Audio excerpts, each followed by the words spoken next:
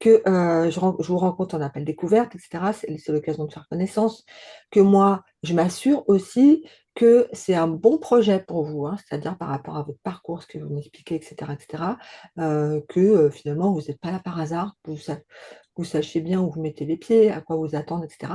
Et que moi, je puisse aussi décider finalement, j'ai pas trop envie de bosser avec cette personne parce que, un, elle a pas je pense, le profil qui va correspondre, hein. Je connais bien les groupes maintenant pour en animer plusieurs, donc je vois un petit peu, quel type de personnalité j'ai besoin, enfin j'ai besoin, oui, enfin même vous avez besoin dans les groupes. Heu, est-ce que vous avez aussi, le bon cursus? Alors le bon cursus, ça veut pas forcément dire non plus, arriver d'une filière administrative ou avoir fait toute sa carrière comme salarié. Ça, je vais voir ça par rapport à des choses. Certaines, j'ai posé des questions comme: «Est-ce que vous êtes à l'aise avec un ordinateur?» Des trucs comme ça. C'est jamais des questions anodines, hein, parce qu'il y a des gens vraiment, qui me disent: «Ah non, non, non, moi j'aime pas du tout l'informatique et puis j'aime pas les réseaux sociaux, puis j'aime pas le web». Bah, ça va être compliqué, hein. Enfin, ça c'est que mon avis, mais à mon avis, ça va vraiment être compliqué. Donc voilà. Alors moi, je forme les assistantes virtuelles professionnelles, c'est-à-dire on est ici pour envisager un métier. Comme je vous l'ai dit au début, j'aime pas du tout le truc de terme de job d'appoint et cetera. Je suis pas là en train je suis pas là pour vous apprendre un passe-temps, hein, d'accord? Je suis pas là pour vous apprendre à faire des petits trucs sur le web ou je sais pas trop quoi. Je suis vraiment là pour vous apprendre un métier. Donc j'aime bien le terme assistante virtuelle professionnelle, heu, qui sont en plus ou qui ont vocation à ne pas être des exécutantes. On n'est pas là pour, être les petites mains à faire que de la boîte mail ou que de l'agenda, OK? On en reparlera. Donc en 2020, moi j'ai lancé la première formation d'assistante virtuelle en France, ça n'existait pas du tout. Le métier commençait à émerger un petit peu, mais il y avait zéro formation pour former, à ce métier-là. Il y en avait aux États-Unis, au Canada et cetera, mais il n'y en avait pas du tout en France. Donc bah, j'ai lancé la première, hein, soyons fous. J'ai dit aux filles, hier: «Qu'est-ce que c'est que je vous ai partagé les filles? Je vous souhaite d'avoir peur». Ah, je vous ai partagé une pensée sur le Slack. Je vous souhaite d'avoir peur mais d'y aller quand même. Un truc comme ça. Attends, je vais te dire. Ouais, un truc dans le genre. Ça fait peur. Se lancer, ça fait peur. Se lancer dans l'entrepreneuriat, ça fait encore plus peur.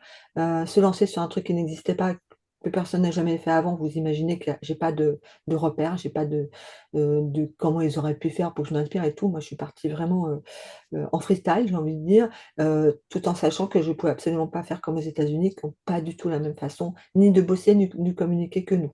Donc partais vraiment de zéro. J'ai Donc retrouvé Nathalie, si ah tu veux. vas-y, dis-moi Ludivine. Je vous souhaite d'avoir peur, mais de le faire quand même. Ça, c'est bien, moi j'aime bien.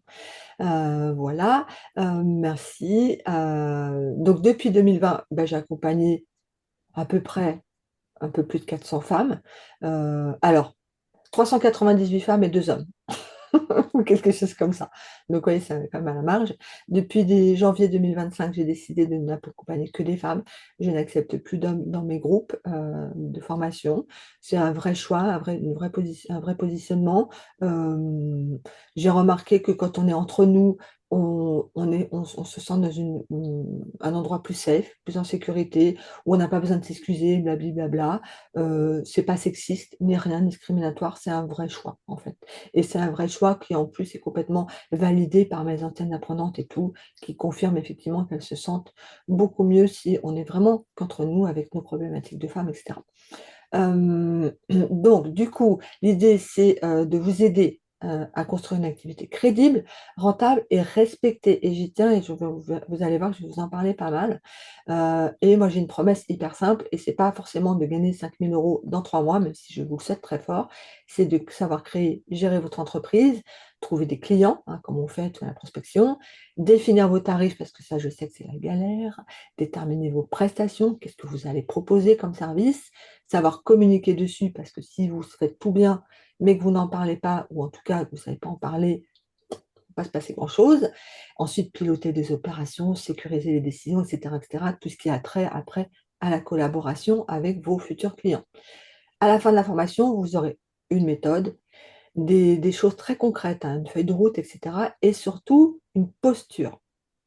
pense que les filles peuvent en parler au niveau de la confiance, etc., etc., une posture qui va vous permettre d'éviter des missions mal payées, des clients toxiques, enfin, en gros, tout ce que vous n'avez pas envie d'avoir. Parce que ça, on en parle beaucoup. Comment on peut détecter, quels sont les red flags, j'ai envie de dire, c'est un client, vous n'avez pas trop envie de travailler avec lui. Tout le monde nous donne son avis aussi dans le groupe.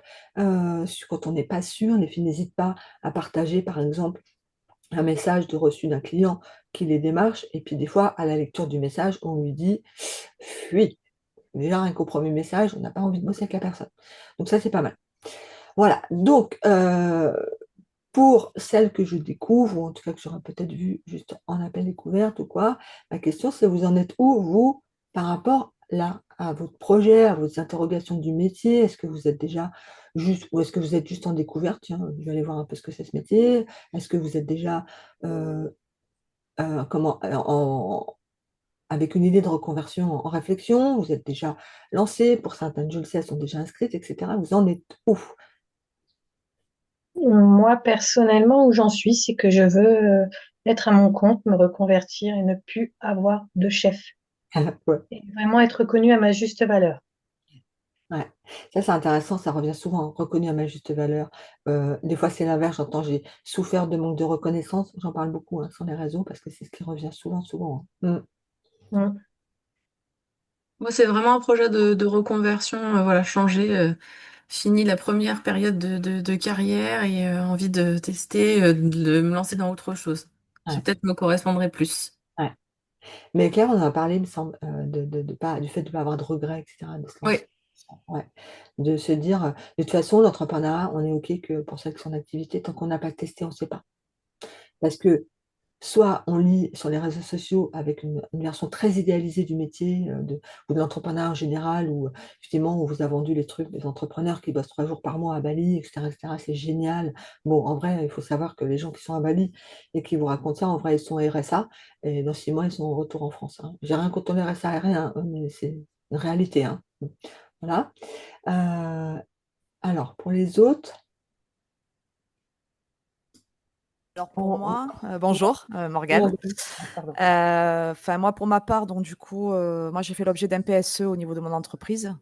On s'était eu en appel, Nathalie, on a fait un appel découverte ensemble. Mmh. Donc moi j'ai découvert, oui, enfin le métier d'assistante virtuelle, par internet. Enfin voilà, j'ai vu pas mal de publications là-dessus. Alors après là pour le moment je suis un peu en réflexion, Mmh. mais bon je pense que ça a l'air d'être un métier très riche et intéressant et surtout avec beaucoup de polyvalence. Moi, c'est ce que je pratique actuellement, hein. Je suis très polyvalente, donc Mmh. voilà, je pense que ça peut être aussi, ça permet de pratiquer différentes, comment dire, différentes tâches, Mmh. parce que j'aime pas faire exactement toujours la même chose tout le temps, tous les jours, quoi. Mmh. Ouais. Voilà. L'organe, et ça revient, souvent, et les filles qui sont en activité, peuvent vous le dire, parce que j'entends souvent, dans mon boulot actuel, ou en tout cas précédent, je m'ennuyais, j'apprenais plus rien, blablabla, donc je pense qu'elles peuvent dire qu'elles ne s'ennuient pas, et que l'apprentissage, c'est vraiment, j'ai envie de dire, presque une obligé, en fait. On est en perpétuel apprentissage parce que les techniques changent, parce qu'il y a des nouveaux outils, il y a des nouvelles tendances, il y a des nouveaux trucs, tout le temps. Donc il faut tout le temps être en veille, sinon le risque, bah, c'est d'être vite, obsolète, j'ai envie de dire, hein, ou d'être dépassé, en fait. Donc pour les personnes qui s'ennuient, qui aiment bien quand ça bouge, à être servies, je pense. J'en profite parce que je viens d'avoir arrivé Amandine qui nous a rejoint. Amandine, tu vas Salut, râler. salut. Je vais encore. Si, ça y est, tu es octobre 2023. Oui, c'est Encore une bien, fois, c'est ça. je me trompe tout le temps de promo. Du coup, Amandine, maintenant, ça fait depuis mars, ou peut-être l'année dernière, je ne me rappelle plus, que tu interviens dans la formation. Octobre 2024, Ouais, ça, ah bah ça, ouais, ça ouais, va faire un an. non. Que Amandine maintenant est mentor dans la formation. Mentor, c'est quoi? C'est, en fait, elle va animer des lives, Amandine, les permanences questions-réponses. Et je vous assure, les anciennes peuvent vous le dire, les permanences questions-réponses de la formation avec Amandine, c'est the place to be. C'est un événement. C'est C'est génial. c'est génial. Elle n'hésite pas à pratiquer du chantage affectif auprès des apprenantes pour qu'elles viennent. Il faut le savoir. Elle va dire, par C'est vrai. exemple, que c'est son anniversaire, qu'il Le faut pouvoir de venir. Et je suis d'octobre, j'y peux rien. Donc, forcément, ça tombe pendant mon anniversaire. Bon, Puis des après, il y fois, a Halloween, et puis il y a voilà, des fois, c'est Noël, 5 fois son anniversaire dans l'année. Mais bon, c'est pas grave. Donc voilà, donc Amandine anime une permanence questions-réponses et Amandine donc est en activité maintenant depuis un petit moment quand même, mais elle a vraiment son cursus, c'est vraiment elle était chef de projet pendant longtemps, voilà, sur des gros groupes, etc. Donc elle a vraiment cette expertise, voilà, et surtout une énergie, j'ai envie de dire, très communicative aussi, et un humour comme ça. Ah. Ouais, alors, c'est pas moi la reine de l'humour, hein, c'est Léa, hein. Oui, c'est vrai. C'est Léa la queen, hein, La là-dessus, hein. queen de Là, l'humour. je rends à César ce qui lui appartient, hein. C'est vrai, Mais c'est vrai. non, C'est mais Ah ça. bah, non. si. C'est Si, Léa. si. Par contre, je vois Léa, que Léa a écrit Préparez vos fonds d'écran Zoom. Oui, je suis d'accord. oui, Ah, aussi. Ouais. Oui. Ah oui, les permanences questions-réponses d'Amandine sont en général thématiques. C'est ça. Voilà. J'aime bien. Ouais. Ouais. On travaille, mais on s'ennuie pas trop par ici. Voilà. Bon, allez hop. Geneviève, tu voulais parler peut-être? Non, oui, il me semble. Euh, Là, ça a coupé ton micro, Geneviève. voilà, bonjour. Moi, je suis donc belge, j'habite Bruxelles et je sors doucement d'un burn-out. À la base, je suis documentaliste et je travaille dans un organisme tout est toxique, tout est dépassé. Bon, il n'y a pas de respect, il n'y a plus rien. Il y a une restructuration qui est en cours et je m'y retrouve absolument pas. Et ça fait plusieurs années que je cherche une reconversion, mais avec ce que je connais déjà, avec des compétences que j'ai déjà acquises. C'est pas, bon, professeur de yoga, professeur de méditation, voilà. Ça, c'est quelque chose que je pourrais faire après, voilà.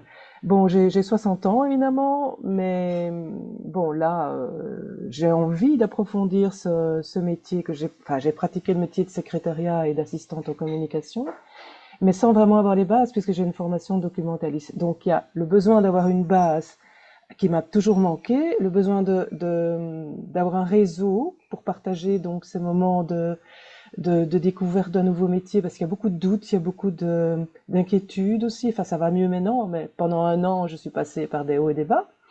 Et aussi me dire, bon, maintenant d'une pipe, je suis très indépendante de caractère. Je crois que c'est ce qu'il me faut. Donc, c'est un challenge. Voilà. Merci, Geneviève. Ouais. Et c'est vrai que ton expérience, je sais pas si on dit comme ça, enfin ta compétence de documentaliste, c'est hyper intéressant parce que tu vois, pour des métiers comme les miens, donc la formation pro avec la certification Calliope, où j'ai plein d'exigences par rapport à cette certif, il y a un des indicateurs les plus importants, c'est la veille, tu vois. Et je t'assure, quand tu n'as jamais fait. Alors moi, j'ai eu du bol parce que j'ai pu exercer dans ce domaine où je connais un petit peu, mais il y a des formateurs, franchement, la veille, c'est un truc nouveau, quoi, tu vois. Et c'est hyper déjà chronophage, vraiment. Mhm. Quand tu sais pas faire, tu sais pas faire, donc tu perds un temps fou, etc. Et tu vois, ça peut être intéressant, en fait. De toute façon, tous les métiers du web, il y a de la veille, hein, les assistants. Merci. Voilà. Ouais. Merci beaucoup, Geneviève. Alors, je vais avancer. Du coup, la formation, il y a, et puis après, on va rentrer dans le vif du sujet. La formation, en fin de compte, il y a trois publics, j'ai envie de dire, qui va rejoindre la formation, parce que ça, je le vois à chaque promo. Il y a vraiment les personnes voilà, qui ne sont pas du tout sur le web, etc., que c'est vraiment une vraie reconversion, j'ai envie de dire, donc mais qui veulent être encadrés. Coucou Isa, tu vas bien? Qui veulent être encadrés, qui veulent une méthode, une feuille de route sur l'information pour partir dans tous les sens, et pas je vous balance des vidéos, puis débrouillez-vous un petit peu avec ça, hein. C'est vraiment le parcours de la formation est très structuré avec une vraie progression pédagogique, etc. Et où on vous cocoon, et je dis vous parce que je ne suis pas toute seule, hein, vous avez bien compris, on vous cocoon pendant 4 mois maintenant, hein. C'est la première promo, il y aura un mois de plus de formation, et là les anciennes pleurent parce qu'elles auraient tellement aimé. C'est les anciennes qui ont réclamé un mois de plus, du coup c'est fait. Et vous êtes vraiment coucouné pendant 4 mois. Peut-être que vous exercez déjà, hein. J'ai déjà accompagné des assistantes virtuelles étaient en activité depuis X temps, mais leur activité a plafonne parce que leurs offres, c'est pas clair, leurs process non plus, les relations clients, j'en parle pas, et les tarifs, alors là, on n'en parle pas du tout, et elles ont besoin un petit peu de tout revoir. Et parce que aussi, l'idée, c'est que vous aligner aussi avec l'avenir du métier, ça j'en parle aussi régulièrement, avec tout ce qui arrive et que c'est même pas arrive, c'est déjà là, mais il faut vraiment, vraiment aller à fond dedans, tout ce qui va être IA, automatisation, les conformités, la cybersécurité et tout ce qui va être KPIs orienté très business, très résultat. Actuellement, tout de suite maintenant, je pense que pour certaines, vous vous demandez ce que je raconte, mais autant dire les termes tels qu'ils sont parce que c'est des termes que vous allez voir régulièrement. Alors, le format de la formation, comme je vous l'ai dit, c'est un parcours hyper structuré sur 4 mois avec un module débloqué tous les 15 jours. Vous avez des exercices à faire, il y a des quiz, vous avez une étude de cas à remettre en fin de formation qui donne visiblement des sueurs froides aux apprenantes. Puis moi, après, je lis les études de cas, je me demande pourquoi elles avaient des sueurs froides parce que j'étais pas prête pour les résultats. Bref, vous avez accès aussi à un espace d'échange qui est le Slack, hein, pour créer votre réseau. Des fois, c'est votre premier réseau, ça je le sais aussi. Participer ensuite à des lives, il y en a une fois par semaine à peu près. Et puis, bien sûr, bah, vous préparez efficacement. À l'issue de la formation, avec la remise de l'étude de cas, vous avez une certification électronique qui vous est remise, ou pas. Voilà, sur la dernière promo, j'en ai refusé 2. C'est pas systématique, si vous n'est pas là, je le dis. Il y a plein d'évolutions, même si je n'aime pas trop le terme, possible, mais ça, c'est plutôt en fin de formation et après à l'usage que vous allez décider qu'est-ce que vous voulez faire. Est-ce que vous voulez une navet plutôt généraliste, j'ai envie de dire, vous spécialiser, vraiment devenir un bras droit, copilote ou encore OBM, comme on les appelle dans le jargon, etc., etc. Alors, ma position sur ce métier, je vous en parlais au tout début, pour moi, déjà, pourquoi aussi je fais ça?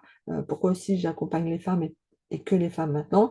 Parce que pour moi, et je l'ai remarqué, ce métier, c'est vraiment un levier d'indépendance économique pour les femmes.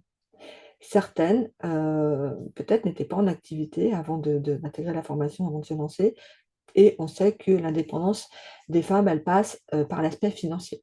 Ok. Une femme qui est indépendante financièrement, je sais qu'on avait parlé avec quelqu'un en appel découverte ici, il n'y a pas longtemps, mais l'indépendance des femmes, elle passe par l'aspect financier. Une femme indépendante est une femme qui peut dire non. Nous, on aime bien ici dire non.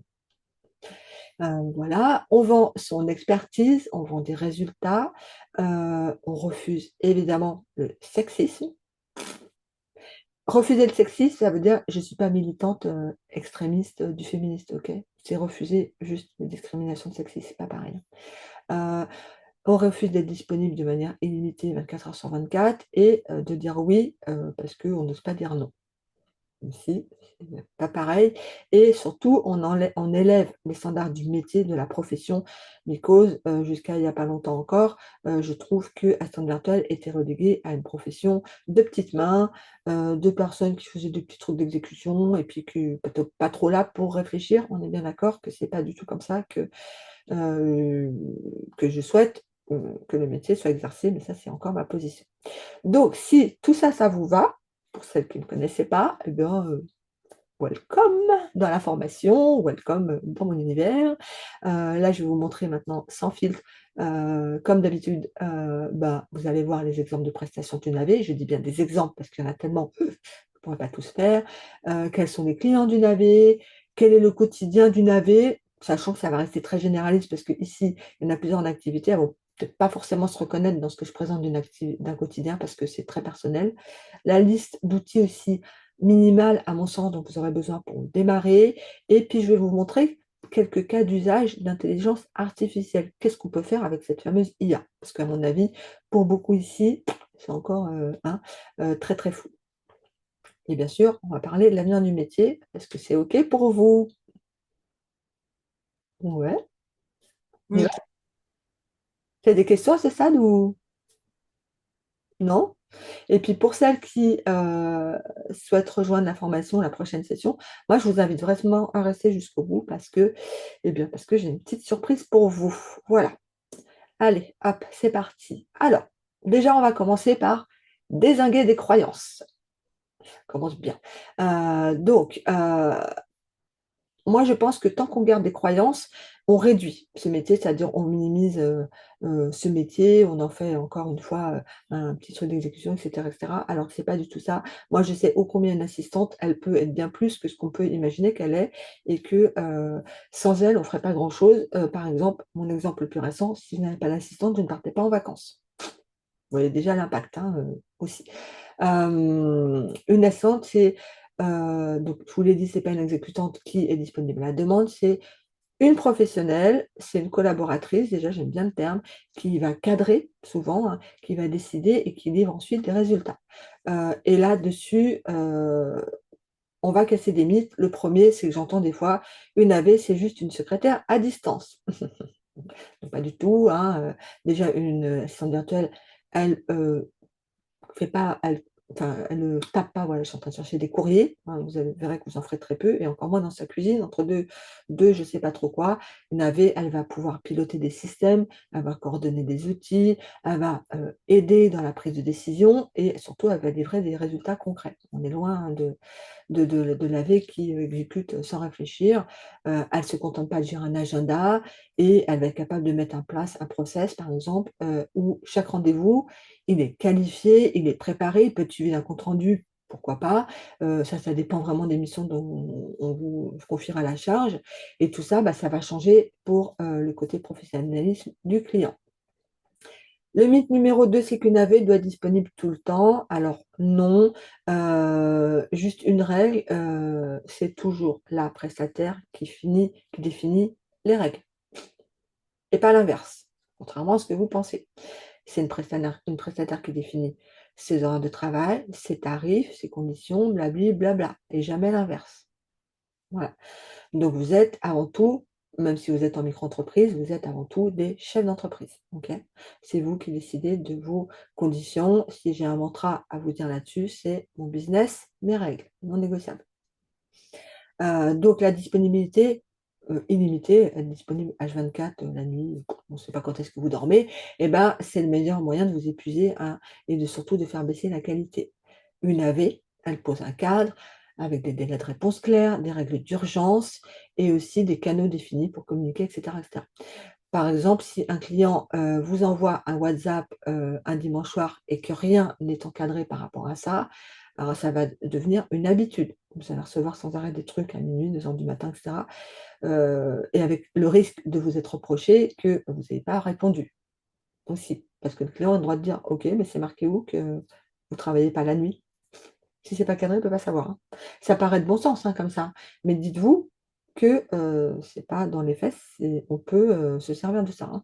Donc peut-être ça va vous faire peur tout ce que je suis en train de vous dire, mais c'est une réalité de terrain, hein. Les filles ici peuvent le confirmer, je pense, hein, que si c'est pas cadré, ça peut vite déborder. Donc avec un cadre, déjà le client, ça le rassure, il faut avoir conscience de ça. Il sait exactement comment ça fonctionne. S'il y a des urgences, il y a un protocole pour ça. Tout le reste, ça passe par les canaux qui sont connus à l'avance, et le résultat, d'un bon cadre et ben, c'est de la sérénité, et surtout vous serez beaucoup plus efficace, et aussi lui. L'efficacité des 2 côtés. Et enfin, être multitâche, c'est une qualité. Je fais plein de trucs en même temps. Les esprits, TDAH, tout ça ici, là, je sais pas s'il y en a, où on aime bien faire plein de choses en même temps. Et ben, en fait, non, ça marche pas du tout. Déjà, ça peut générer des erreurs, des oublis, du stress. Une AV efficace, elle segmente, elle priorise et elle fait dans l'ordre. D'accord? Donc, je vais vous donner aussi un exemple. Au lieu de répondre à des emails en même temps que, je ne sais pas, vous préparez un devis ou une facture, bah, vous allez bloquer du temps pour vider la boîte mail, ensuite vous passez au devis, ensuite voilà. Le résultat, quand on fait ça, c'est que les livrables sont beaucoup plus fiables, il n'y a pas d'erreur, parce qu'on va être un petit peu perturbé, et surtout, eh bien, on est beaucoup plus focus, plus efficace quand on fonctionne comme ça par bloc-temps. Ça s'appelle bloc-temps, time blocking, vous avez plein de trucs comme ça, de termes, et ça marche plutôt pas mal, surtout quand on a des esprits un peu multitâches comme ça, hein. On aime bien faire plusieurs trucs en même temps. Je ne sais pas s'il y en a dans la salle, mais vous voyez un petit peu ce que je veux dire. La discipline. Vous en avez d'autres, vous, des mythes là, à dézinguer pendant qu'on y est, ou des choses que vous avez entendues?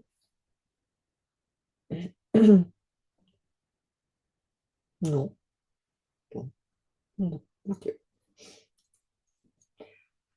Alors, qui est l'assistante virtuelle? Donc pour moi, je précise souvent, pour moi, on est clair, parce que chacune, je sais qu'il y en a d'autres qui n'ont pas cette vision, moi c'est vraiment ma vision des choses. C'est l'interlocutrice de confiance, une référente aussi, ça arrive, hein, opérationnelle, c'est-à-dire quand il commence à avoir une équipe, bah, on sait qu'on va pouvoir aller voir laver pour tout ce qui est fonctionnement, hein, peut-être, etc.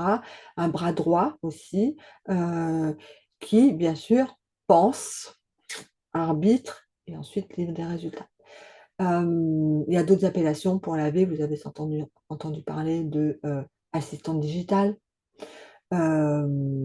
office manager, qu'est-ce que j'ai entendu aussi? Secrétaire externalisée, pourquoi pas à distance, secrétaire indépendante à distance, OBM, pour moi il n'y a pas trop de frontières, ça dépend comment on est formé et ça dépend surtout de ce qu'on est capable de mettre en place. Ici, il y a des filles, Amandine, Isa et peut-être d'autres qui sont largement capables et qui ont ce genre de mission parce que voilà, elles ont évolué, enfin, elles ont fait leurs prestations, etc. Et puis ça roule. Euh, je vous ai marqué la posture, l'assertivité, gestion du cadre, devoir de vérité avec le client. Sur devoir de vérité avec le client, je vais un petit peu vous préciser. Ça veut dire que, en fait, le devoir de vérité, c'est le fait d'être transparente et directe avec vos clients, même quand c'est pas tout le temps confortable. Ça va dire les choses. C'est-à-dire de pouvoir dire quand une demande est irréaliste, hein, dans les délais hors budget ou je ne sais pas quoi, il faut pouvoir être capable de le dire à son client. Prévenir le client quand une méthode choisie, elle ne fonctionne pas. Refuser de promettre quelque chose que vous n'allez pas pouvoir tenir ni garantir. Ok. Signaler les risques, si vous en avez conscience, hein. Après, ça dépend un petit peu aussi de votre compétence, etc. Mais ça peut être des risques juridiques, d'organisation, technique, etc., au lieu de laisser filer, et puis en attendant que ça passe et que ce n'est pas votre problème. En résumé, vous n'êtes pas là pour plaire, un peu aussi quand même, mais pas tout le temps, ok, on attend vraiment ça, hein, de son assistante, ou exécuter sans réfléchir. Vous êtes là surtout pour assurer la réussite du projet et protéger votre client, parfois, j'ai envie de dire, contre lui-même. Dire, je ne suis pas hyper sûr du projet là. Capable de le dire.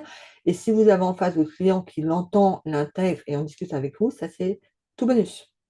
Parce que si vous avez quelqu'un en face de vous qui dit ok, mais en fait je m'en fous parce que c'est moi le boss, je ne suis pas hyper sûr de la collab. D'accord. Le devoir de vérité, c'est ça, vous n'allez pas dire oui pour faire plaisir, vous dites ce qui est possible, vous expliquez pourquoi, bien sûr, et vous posez les limites, hein, qui vous protégez, vous et votre client. Voilà.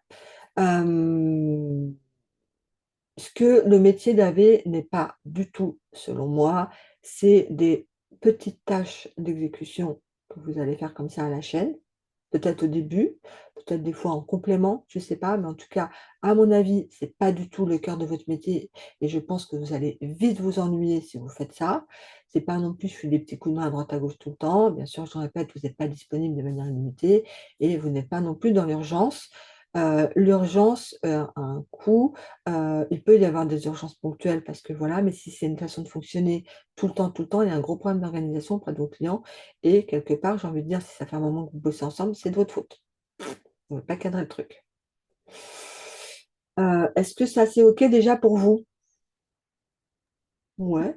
Clair, ouais. Vous avez des questions par rapport à ça? C'est quelque chose qui était OK pour vous de voir l'assistant virtuel comme ça ou waouh, c'est nouveau, hein. Il y a juste un point que je voudrais voir, Nathalie. Ouais, vas-y. C'est juste au niveau de l'affirmation, parce que c'est vrai que, bon, je parle pour ma part, bien sûr, Ouais. c'est quelque chose que j'ai beaucoup de mal à m'affirmer et à savoir dire non. Ouais. C'est d'ailleurs la grosse problématique que j'ai eue dans la logistique parce que on veut toujours faire bien, on a une conscience professionnelle assez voilà, intense et on veut bien faire, donc on a du mal à mettre des limites. Et je pense que c'est ça le plus difficile, en fait, c'est mettre des limites. Mm, mm. Donc, Ouais, alors le savoir dire non, en fait, ça passe par est-ce que j'ai confiance en moi? Mon ok, tout est dit. Si j'ai pas confiance en moi, je vais accepter n'importe quoi. Donc déjà, il y a récupérer la confiance. C'est des choses qu'on parle beaucoup en formation, hein, de savoir dire non. Vous connaissez les mantras, si c'est pas un grand oui, c'est non. Quand je dis non, je me dis oui à moi-même. Vous connaissez quand il y a un doute, il n'y a pas de doute. Vous Ouais. connaissez tout ça. Et ça, c'est très vrai en fait, hein. Mm. Il y a une qualité en entrepreneuriat, donc on ne parle pas assez, je pense, parce qu'à la base, c'est plutôt un défaut, et encore, moi, je trouve ça pas un défaut, mais bon, bref, c'est plutôt pas mal d'être égoïste en entrepreneuriat. Et quand je dis égoïste, ça veut dire pas dans le sens mauvais, mais de comment finalement est-ce que ça, c'est bénéfique pour mon business ou pas, en fait, à chaque fois. C'est cette question. S'il n'y a pas de plus au votre business, j'ai envie de dire, ça dégage. Ça paraît dur hein, comme ça, mais vraiment, c'est ça en fait. Parce que sinon, le risque, c'est de vous laisser vite bouffer. Moi, si vous saviez toutes les propositions que j'ai, si je disais oui à tout, et je pense que je sais pas où je serais, hein, enfin, voilà. Donc, des fois, je suis pas hyper sûre et je vais commencer à répondre en disant alors oui, nanana, puis je sens que je commence un petit peu à tergiverser là. Oui, mais, et voilà, dès que je commence à taper ça, vous êtes sûr que j'efface la phrase. Alors, merci beaucoup, mais non merci. Voilà, ça c'est important. Coucou Marie-Ève qui vient de nous rejoindre. Marie-Ève qui est aussi une mentor sur la formation, qui va être là beaucoup plus, enfin beaucoup plus complètement dans les regroupements mensuels. En fait, vous allez la voir régulièrement dans la formation. Et Marie-Ève, sa spécialité, entre autres, c'est aussi la prospection, ce que tout le monde adore. J'adorais prospecter les clients. Marie-Ève, c'est son truc. Voilà. Bonjour, bonjour tout le monde, je suis contente d'être parmi vous, hein. Ouais, bah, merci beaucoup d'être venu. C'est trop cool. Allez, hop, on avance. Donc, je vous ai mis des piliers de prestation. Alors, attention, qu'on soit bien clair. Déjà, un, vous n'êtes pas obligé de tout faire. Deuxièmement, ça reste des exemples. Les trois quarts des filles ici qui sont en activité, elles font pas forcément tout ce que je vais vous présenter. C'est des exemples, ok? Donc vous avez donc plusieurs domaines. Moi j'ai décidé de trouver 5 piliers parce qu'au bout d'un moment il faut arranger un petit peu les choses quand même. Donc il va y avoir tout ce qui est opération, back office, ça veut dire donc les tâches un petit peu basiques, j'ai envie de dire, gérer l'agenda, les priorités, préparer les rendez-vous, suivre les engagements qui sont pris, assurer pourquoi pas tout ce qui est service après-vente, service client. Vous avez entendu parler peut-être de customer care, tout ça, des choses comme ça. Pourquoi pas coordonner les prestataires. Quand il commence à y avoir une équipe, bah, l'assistante peut tout à fait coordonner les prestataires. Donc Vanessa, c'est ce qu'elle faisait un peu aussi. Beryl, c'est ce qu'elle commence un petit peu à prendre en main et tout ça. Parce que bah, ça décharge hein, le chef d'entreprise aussi de ces choses-là, par exemple de caler les rendez-vous, les points, des choses comme ça, on ne perd pas de temps là-dedans.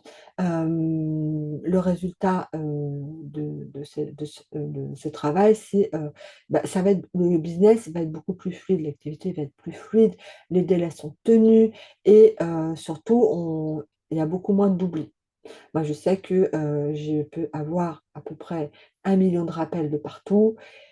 On ne sait pas ce qui se passe dans ma tête. Il y a des fois, j'ai décidé que je m'en fichais un peu et je vous assure qu'il y en a derrière. N'hésitez pas à me rappeler si j'oublie de répondre, de faire et tout. Et c'est OK, bien sûr. Parce que sinon, ben, ouais, voilà, parce que le cerveau fonctionne comme il peut des fois et on peut oublier des choses. Donc ensuite, il y a tout ce qui concerne la relation client, tout ce qui touche aussi directement, bah, bien sûr, à l'argent qui rentre, parce que quand on a un business, on est là pour faire rentrer de l'argent. Jusqu'à preuve du contraire, vous n'allez pas monter une association loi 1901, hein, on ne fait pas du caritatif ni du bénévolat. Donc l'argent, il rentre comment? Ben, avec des clients.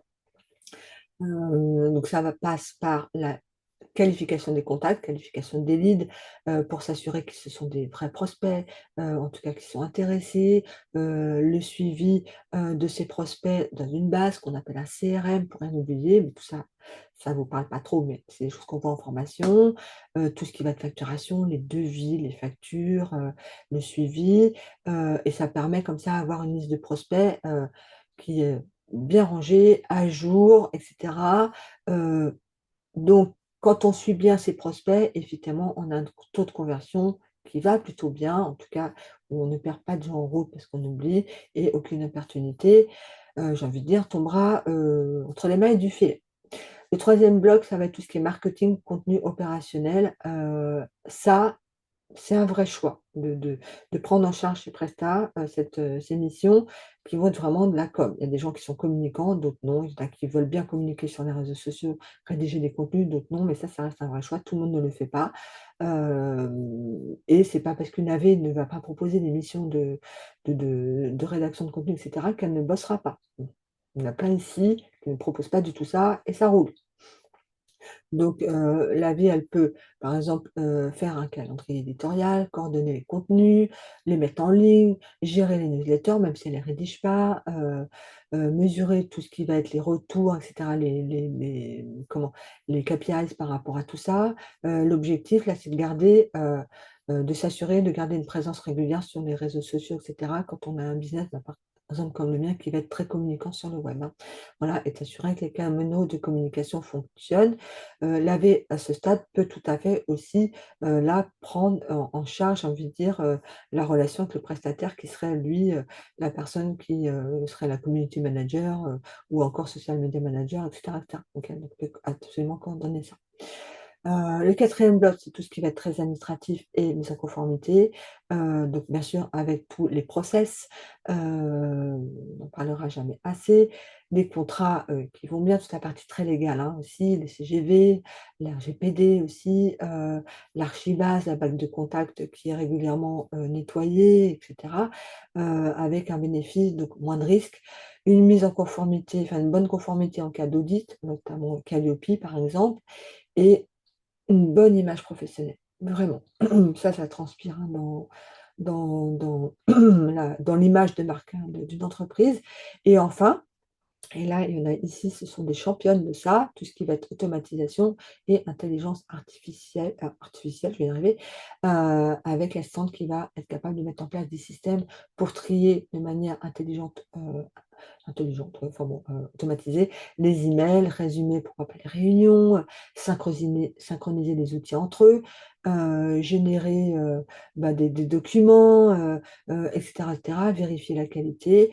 Les résultats à la fois pour la et le client, bah, c'est désorganisé, c'est beaucoup moins d'erreurs vraiment, et surtout une qualité qui va rester un niveau de qualité qui reste stable, hein, sur la durée. Là, je pense que tout ce que je viens de vous dire, pour certaines, vous ne comprenez pas grand-chose de ce que je vous raconte. Quand je vous parle de synchroniser des outils, et cetera, peut-être de quoi elle parle, synchroniser des outils, enfin bon bref, ça c'est des choses qu'on voit. Comme je l'ai déjà répété ou expliqué, si vous saviez tout déjà avant d'entrer en formation, ben, vous n'avez absolument pas besoin de moi. Mais ok, hein, vous êtes là, vous serez là aussi pour apprendre. Alors, j'ai fait une semaine type. Donc, parallèle les filles qui sont en activité, si ça correspond pas du tout à ce que vous faites, il a fallu que j'essaie de trouver un petit peu une semaine type, mais je me doute que ça ne correspond pas du tout à ce que vous faites. Mais en gros, quand même, on peut imaginer qu'une AV, elle va structurer sa semaine en 3 temps. Avec un début de semaine, c'est peut-être le moment de regarder le plan de charge, de fixer les priorités, faire peut-être les points hebdo ou mensuels, ça dépend la fréquence avec vos clients, pour que tout le monde, hein, parte sur de bonnes bases pour la semaine à venir. Le cœur de la semaine, on va être beaucoup plus dans l'action, hein. On va avancer sur les tâches, vérifier que tout ce qui est fait est correct, si jamais vous coordonnez des prestats, et puis relancer un petit peu, bah, soit les prestats, soit des prospects, et cetera, et cetera. Enfin voilà, c'est vraiment, on est là dans le dur de l'opérationnel, OK? Et enfin, en fin de semaine, là, on va être beaucoup plus orienté sur, bah, faire un petit peu le bilan, faire un reporting orienté bien sûr résultat. Un reporting pour un reporting, ça ne t'intéresse pas, il faut voir les résultats derrière. La préparation, j'allais dire le préparage, ça va pas bien, hein. La préparation, de la semaine suivante, et bah, de s'assurer que rien n'est laissé au hasard et que, vos clients, ils savent exactement où ils en sont, et ça, je vous assure que c'est super confortable. Alors, pardon, je suis en train de perdre ma voix. Je reviens sur le milieu de semaine, c'est vraiment le moment, je vous l'ai dit, hein, d'exécuter, vérifier que tout est bien fait, et bah, de faire des relances finalement sans que le client ait besoin de trop y penser, et ça aussi, j'avoue que c'est super confortable. Je vous ai mis tout en bas cadre cadre de travail fiable. Hyper dur à dire finalement, avec une boîte mail propre. Alors, boîte mail propre, ça veut dire quoi? Évidemment, on peut pas nettoyer sa boîte mail au sens propre, mais c'est de ne pas avoir d'email non lus. Le inbox zéro, on adore. Moi, je n'arrive pas du tout, mais que tout soit trié, classé, traité, planifié, etc. etc. Ça, c'est vraiment bien. Je parle aussi de traçabilité, c'est que chaque action qui est faite est notée quelque part, soit dans un outil comme Notion, un CRM, un compte rendu, etc. Ça, c'est plutôt pas mal, parce que je vous assure que pas faire confiance du tout à sa mémoire. Pas du tout. Même si vous êtes sûr que vous allez vous en rappeler ou que votre client va s'en rappeler, pas du tout. Personne ne va s'en rappeler. Euh, les délais sont tenus, hein, les délais que vous avez fixés au client. Et comme je vous disais il y a quelques slides, en ne promettant pas l'impossible. Et tout ça, ça va permettre de bien maîtriser, je vais me dire à peu près, en tout cas, votre charge mentale. Vous savez exactement ce que vous avez à faire, quand et pour qui, et avec, en n'ayant pas des sortes de to-do list interminables, vous n'en sortez jamais parce que dans la to-do list, vous avez mis à peu près tout ce que vous deviez faire sur l'année, ce qui fait qu'évidemment, une journée ou une semaine, ce ne sera pas possible. On trie. C'est Laura, j'ai une question. Ouais. Est-ce que si jamais on est habitué à travailler avec un outil qui nous convient, comme par exemple Trello, je ne sais pas si tu connais Trello, Notion, j'ai un peu plus de mal, donc je sais qu'il y avait une formation qui était sur le sujet et c'était super top. Et j'avais besoin de l'approfondir un peu plus. Mais si vraiment on est plus à l'aise avec un outil comme Trello, par exemple, est-ce qu'on peut continuer de travailler avec Alors, il va y avoir deux options. Première option, ton client il utilise Notion, il va rien savoir. D'accord. Moi, par exemple. D'accord. Quand j'ai engagé Vanessa, elle ne connaissait pas Notion, c'était un peu la sine qua non, la condition sine qua non, pardon. Ok. Elle devait se former à Notion, etc. Ou sinon, ça allait effectivement très bien de collaborer. Deuxième option, ton client n'a pas d'outils de planification, etc. Donc là, tu proposes ce que tu veux. Donc en l'occurrence, tu proposes Trello. Pour un client très novice sur des outils de planification comme ça, Trello, c'est pas mal pour démarrer. D'accord. En général, on démarre tous sur Trello, c'est ce que j'ai fait. Sauf qu'à un moment donné, le business évolue, les besoins évoluent, etc. Et on se dit, bon, Trello, c'est plus suffisant. Même si je sais qu'ils ont un peu évolué, voilà, il ne permet quand même pas d'aller aussi loin que Notion qui commence à sortir des trucs de plus en plus dingues en plus. Voilà, donc c'est comme ça qu'il faut réfléchir, tu vois. Après, tu peux aussi avoir un client qui utilise Notion, mais qui finalement utilise Notion parce qu'un jour il a vu le truc passer et puis ne l'exploite pas bien comme il faut, n'en a pas trop l'utilité, et auquel cas lui dire bah, écoutez, moi j'ai l'impression qu'il ne se passe pas grand-chose de votre côté sur Notion, peut-être que Trello ça serait mieux. Tu vois, pourquoi pas? Ça revient à ce que je disais tout à l'heure, s'apercevoir que des outils ne sont pas adaptés ou quoi, et faire une meilleure proposition. D'où la proposition d'optimisation de la vie. Tout à fait. Vrai rôle. Vrai rôle là-dessus, hein. Ouais.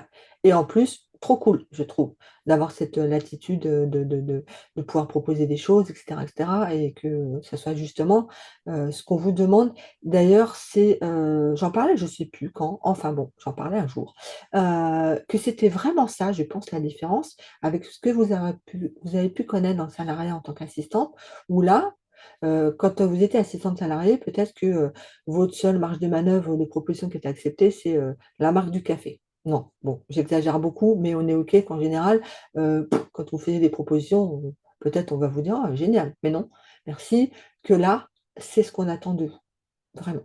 C'est ce qu'on attend de vous, parce que quand on a la tête dans le guidon, en tant que chef d'entreprise, je vous assure qu'on a des fois pas trop le temps de se poser des questions existentielles sur: «Est-ce que cet outil est cool?» Tant que ça roule, ça roule. Est-ce que ça, comment je fais, c'est cool? Réfléchis plus, hein. J'ai l'habitude de faire comme ça. Peut-être il y a d'autres façons de faire, mais j'ai vraiment plus le temps du tout de réfléchir à faire autrement. Vrai rôle de laver, d'optimiser tout ça, hein. Et je pense que même pour vous, intellectuellement, et cetera, c'est plutôt très stimulant. C'est mon avis. Alors, quels sont les clients d'une AV? Et pareil, je dis en général, et vous voyez que c'est super varié. Ça peut être un solopreneur qui a un business qui grandit vite, Il y en a beaucoup, hein, comme ça, des gens qui ont lancé un business sur, j'ai envie de dire, leur zone de génie, bim, ça explose. Hein, ils ont besoin rapidement d'être épaulés. Ça peut être une entreprise déjà installée qui, ben voilà, décide finalement de plus engager de salariés et de faire appel à des prestataires. Et ça, je vous assure qu'il y en a de plus en plus. Des cabinets, ça peut être un e-commerce, des commerçants.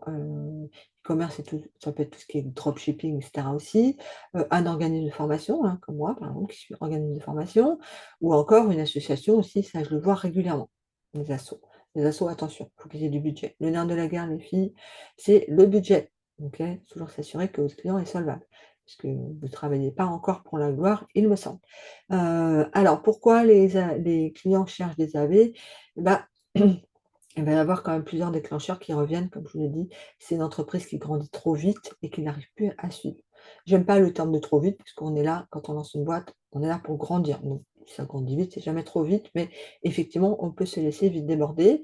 Ça peut être aussi parce que bah, les chefs d'entreprise, les solopreneurs font des erreurs qui leur coûtent cher, et puis parfois font des erreurs parce qu'ils n'ont pas assez de compétences pour faire les choses, ont voulu faire eux-mêmes, et c'est pas trop concluant comme résultat. Par exemple, je vais vous expliquer comment je fonctionne. Quand j'ai un nouveau besoin, ma réflexion, c'est est-ce que je me forme sur le besoin, l'outil ou je ne sais pas trop quoi. Alors, avec ce qu'elle veut dire, le temps de me former, le temps de bien maîtriser, avec tout ce que ça veut dire comme apprentissage, essai, test, tout ça, et le temps que je mette en place. Donc ça demande du temps. Et est-ce que j'en ai envie? Est-ce que c'est un besoin ponctuel ou est-ce que j'aurais besoin de ça tout au long de mon activité?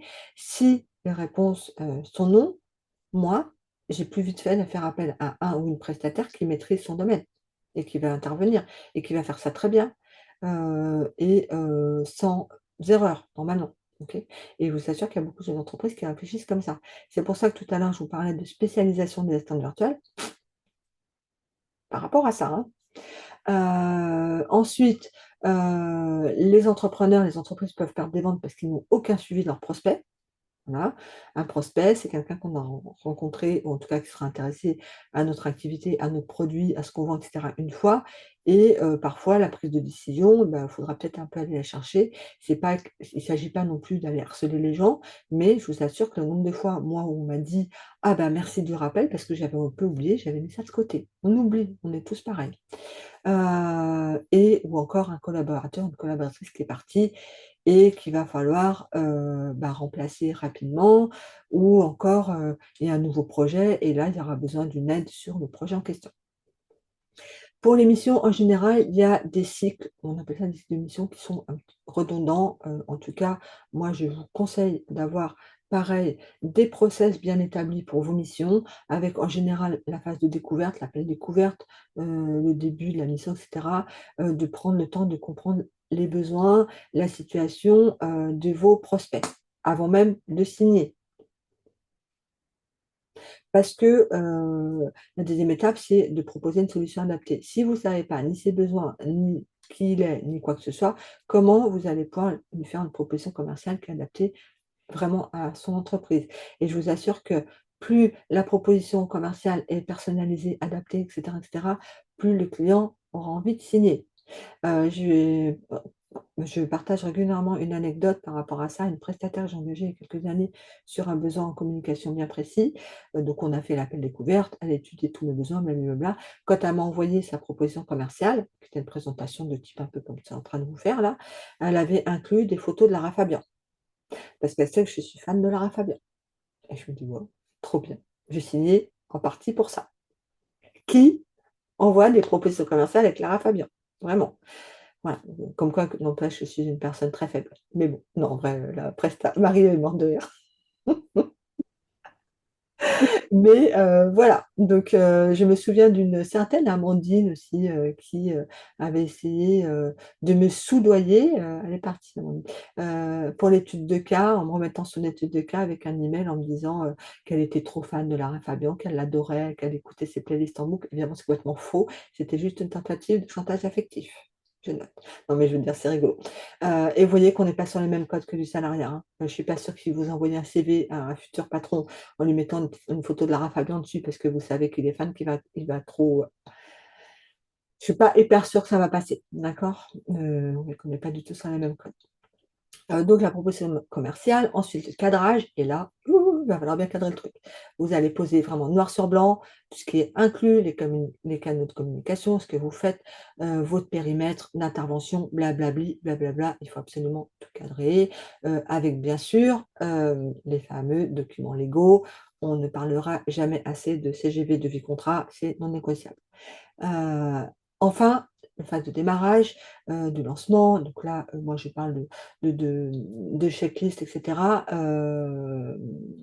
Voilà, vous avez un process, une sorte, voilà, cherchez le mot, le onboarding. Voilà, vous onboardez votre client, pareil, c'est un mot qui vous dit absolument rien à ce stade peut-être, mais ça on verra. Et j'ai oublié bien sûr de parler de facture, tout ça, et comment vous allez facturer. Est-ce que par rapport à ce client, c'est plus intéressant de facturer à l'heure ou encore au réel? Est-ce que c'est plus intéressant de faire un forfait ou est-ce que c'est plus intéressant de facturer au résultat parce que peut-être c'est un projet ponctuel précis, il y a du résultat derrière. Enfin voilà, tout ça, on en parle beaucoup aussi. On ajuste. La collab, c'est tout le temps un ajustement. Il y a tout le temps des choses à ajuster, à modifier, à revoir parce que un business, c'est vivant. Un business, ça bouge. Il va y avoir des nouvelles offres, il va falloir s'adapter. Il va y avoir des nouvelles choses qui vont arriver. Donc, on ajuste en permanence. Il faudra s'adapter régulièrement. Et bien sûr, régulièrement, eh ben, on s'assure que tout roule, hein. C'est pour ça que j'ai mis une revue régulière chaque mois, chaque semaine, on fait un petit point pour voir les résultats et réajuster encore.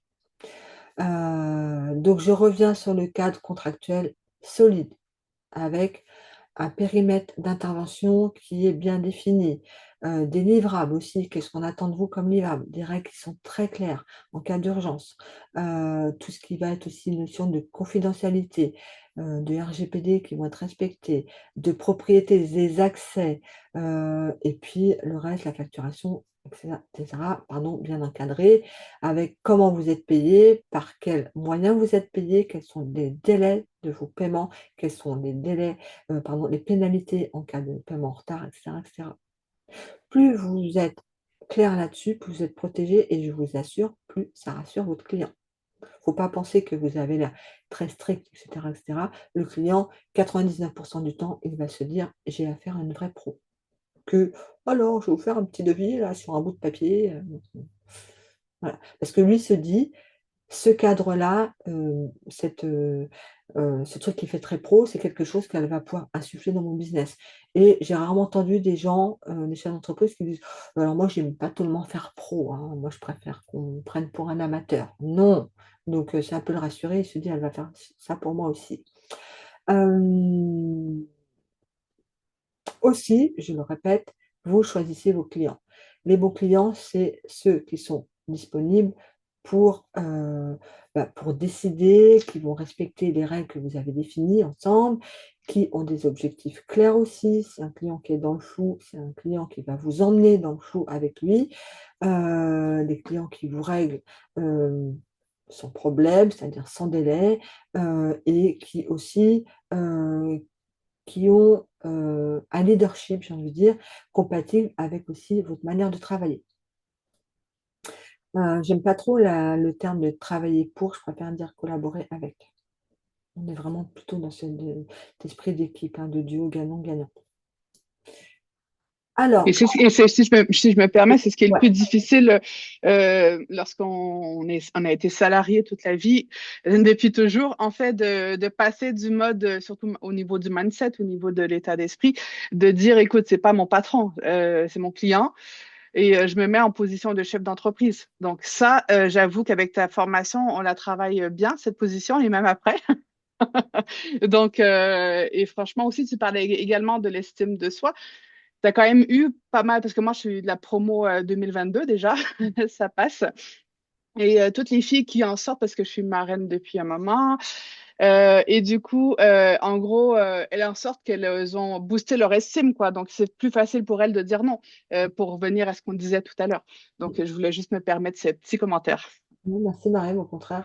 Ouais, c'est vrai que on parle beaucoup ça, de confiance en soi, de oser dire non, que vraiment, enfin, dire non, en plus, vous serez pas mal vu, hein. Faut en avoir conscience. Il y a peut-être des gens qui vont pas aimer, mais ça, c'est un autre problème, d'accord. Mais je veux dire, en règle générale, c'est plutôt au contraire, ça va dégager cette posture, cette confiance et il faut savoir que, on a besoin d'avoir confiance en son assistante. Une assistante qui a pas confiance en elle, qu'est-ce que vous voulez qu'un client il ait confiance en vous pour en plus vous filer, en gros, les clés de votre son business? Vous vous rendez compte?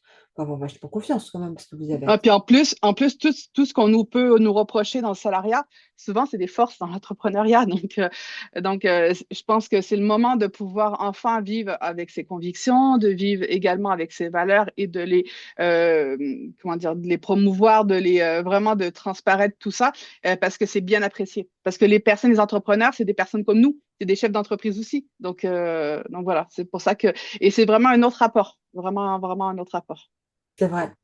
Heu, des fois, je j'aime pas trop, je l'ai déjà employé, hein, donc honte à moi-même, mais en même temps, j'aime pas trop le thème de, heu, redéfinir des règles. En fait, justement, ce qu'on voudrait, c'est qu'il y ait pas de règles, en fait. De pouvoir entreprendre, comme on en a envie, parce qu'on a été trop confrontés, ou trop soumises, justement à des règles, à un cadre où il fallait rentrer dans des petites cases et puis, finalement, on s'aperçoit que les cases, elles sont trop petites pour nous. Et qu'on ne rentre pas dans ces fameuses cases ou en tout cas qu'au bout d'un moment, on étouffe dans ces cases et cetera. Donc justement, de ne pas en recréer. Mais quand je parle de cadre, c'est plutôt de cadre de la relation, de la relation, de la collaboration. Là, par contre, sans, sans hésitation, là, on cadre une collaboration, en fait, hein, parce que sinon, je vous assure que c'est la porte ouverte, à toutes les dérives et le principal risque étant de ne pas être payé, OK? Il y a comme partout, des gens pas honnêtes, hein, on est OK comme partout. Il y a des gens, des escrocs, il y a des gens qui vont vous faire bosser gratuitement parce qu'ils vont jamais vous payer. Donc plus vous serez protégés et ben plus, enfin moins vous aurez de risque de ne pas être payé. Alors, les outils de base pour démarrer. Bon, alors vraiment, il a fallu que je fasse un tri. Alors j'ai préféré, parler, plutôt en général. J'ai mis quelques listes, quelques noms d'outils, voilà, mais je préfère parler plutôt de fonctionnalités parce que, je ne sais pas si vous avez été voir, je vous propose un freebie comme ça, un bonus, où je vous propose une base de données Notion avec la liste de tous les outils d'une assistante virtuelle et là, vous vous rendez compte qu'il y en a et encore je les ai pas tous mis. Donc, moi, je pense plutôt enfin, je préfère parler de base minimale. Donc, ce qu'il vous faut, c'est bien sûr une suite, bureautique, pour suivre, les documents. Donc là, moi, je vous ai mis, Google Drive qui est vraiment, pour moi excellente. Déjà, c'est gratuit, on peut faire plein de choses. Heu, Ça ouvre accès à plein d'outils du type, Google Doc, Google Sheet, et cetera, qui ressemblent évidemment, à la suite, Office ou tout, mais sauf que c'est gratuit et que ça marche très bien. L'avantage, c'est que c'est sur le cloud, donc vous vous retrouvez partout et surtout, ça vous permet de bosser, de manière collaborative avec vos clients. Moi, j'utilise énormément le Drive, hein. Vous voyez la taille de mon Drive, on a été obligé d'augmenter 2 fois la capacité de stockage, hein, tellement il y a de choses sur ce Drive. Hem Ensuite, un outil de gestion de tâches, donc là, je vous parlais de Notion, il y a Trello, il y a encore ClickUp, même si je trouve qu'il est un petit peu plus, élaboré, je suis en train de chercher comme ça un outil de gestion de tâches, je suis sûre que j'en oublie un. Enfin bon, il y en a quand même plusieurs. Moi, j'utilise Notion, mais qui va être complètement relié à mon Drive. OK? Voilà, c'est, Notion gestion de tâches et on peut, considérer, mon Drive un peu comme une base documentaire, j'ai envie de dire, ou en tout cas, où les données sont. Ensuite, donc une base de connaissances, là j'ai mis, pour, ça peut être tout à fait aussi, sur Notion, moi elle me sert pour tout. Un outil de visioconférence bien sûr, n'importe lequel. En majorité, je remarque quand même nombreux utiliser Zoom. Après je sais qu'on utilise, Google Meet ou encore d'autres. Moi perso, j'aime pas du tout Google Meet, mais bon, ça c'est après c'est très personnel. Une messagerie instantanée, ça va être beaucoup plus pour, communiquer avec vos clients. On va éviter le texto. En fait, hein, moi, par exemple, vous voyez, dans mes règles de protocole d'urgence, les textos, c'est, l'urgence number one. L'assistante sait que si elle m'envoie un texto, c'est que là, ça urge.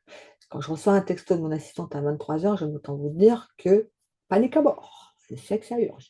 Voilà. Alors que sinon, c'est plutôt la messagerie instantanée ou plutôt le mail aussi, mais ça, c'est des règles à bien définir. Donc, vous pouvez utiliser WhatsApp. Nous, dans le groupe, là, pour les élèves, on utilise le Slack. Il y a plein d'outils hein, pour faire ça. Un outil de signature électronique, hyper important, 2025, parce que vraiment, on imprime des documents pour les signer à la main, pour après les scanner et les renvoyer. Je ne suis pas super sûre du truc. Donc, il y a aussi pas mal d'outils. Il y a DocuSign, il y a plein d'outils. Moi, j'utilise I Love PDF qui est gratuit et qui va très bien. Et un système aussi de facturation. Je fais juste une petite aparté sur la facturation électronique qui arrive à grands pas. On aura l'occasion d'en reparler, mais dans tous les cas, moi, je vous conseille aussi d'avoir un outil de facturation électronique, enfin, en ligne, au moins pour suivre vos factures de vie. Moi, j'utilise vraiment de manière très basique Annery en version gratuite, pour vous dire qu'il n'y a pas besoin, des fois, de trucs exceptionnels. Bon, il y en a plein d'autres, hein. Moi, j'utilise Annery, mais il y en a plein d'autres. Ensuite, on va ajouter un CRM. Alors, un CRM, c'est un outil qui va être là pour suivre les prospects, les clients. Ça va dépendre de la taille du business. Moi, je n'ai pas besoin d'un CRM de type HubSpot ou tout ce que vous pouvez connaître. J'utilise tout simplement Notion et je vais adosser à ça ActiveCampaign. Là, je vous ai mis aussi MailerLite pour envoyer des emails, etc. Ça suffit largement. Ne soyez pas effrayés de tout ce que je peux vous dire en termes d'outils, que ça ne vous parle pas et tout. C'est des choses qu'on voit en formation de manière très claire et tout ça. Ensuite, il va y avoir tout ce qui est automatisation IA. L'IA, ce n'est pas simplement ChatGPT, mais même si je sais que nous sommes nombreuses à être amoureuses de lui, il n'est pas seul. Hein. Ne considérez pas que vous êtes en couple avec lui, ouvrez-vous à d'autres IA, il y en a plein, parce que sinon vous passez de plein de choses. Donc il peut y avoir, là je vous ai mis aussi des outils en no-code, il y a des filles ici qui maîtrisent très très bien ça, pour faire ce que je vous ai dit tout à l'heure, synchroniser des outils entre eux. On va utiliser des petits outils qui permettent de dire: salut les outils, vous allez maintenant travailler ensemble et vous allez travailler maintenant de telle manière ensemble. Tout ça se programme, se paramètre et bien sûr, ça prend. Des, des assistants IA, c'est-à-dire ça peut être tout simplement ChatGPT qui va vous aider au quotidien dans votre travail aussi. Des outils de transcription ou en tout cas de prise de notes. Par exemple, moi sur Zoom, maintenant j'utilise l'IA de Zoom qui me permet d'être complètement dans l'échange et c'est l'IA de Zoom qui écoute la conversation et ensuite m'envoie une synthèse de cette conversation et depuis que je suis revenue de vacances, oh joie, maintenant c'est connecté à Notion, Notion maintenant fait de la prise de notes aussi, connecté à mon Zoom, c'est absolument génial et en plus il est plutôt pas mal.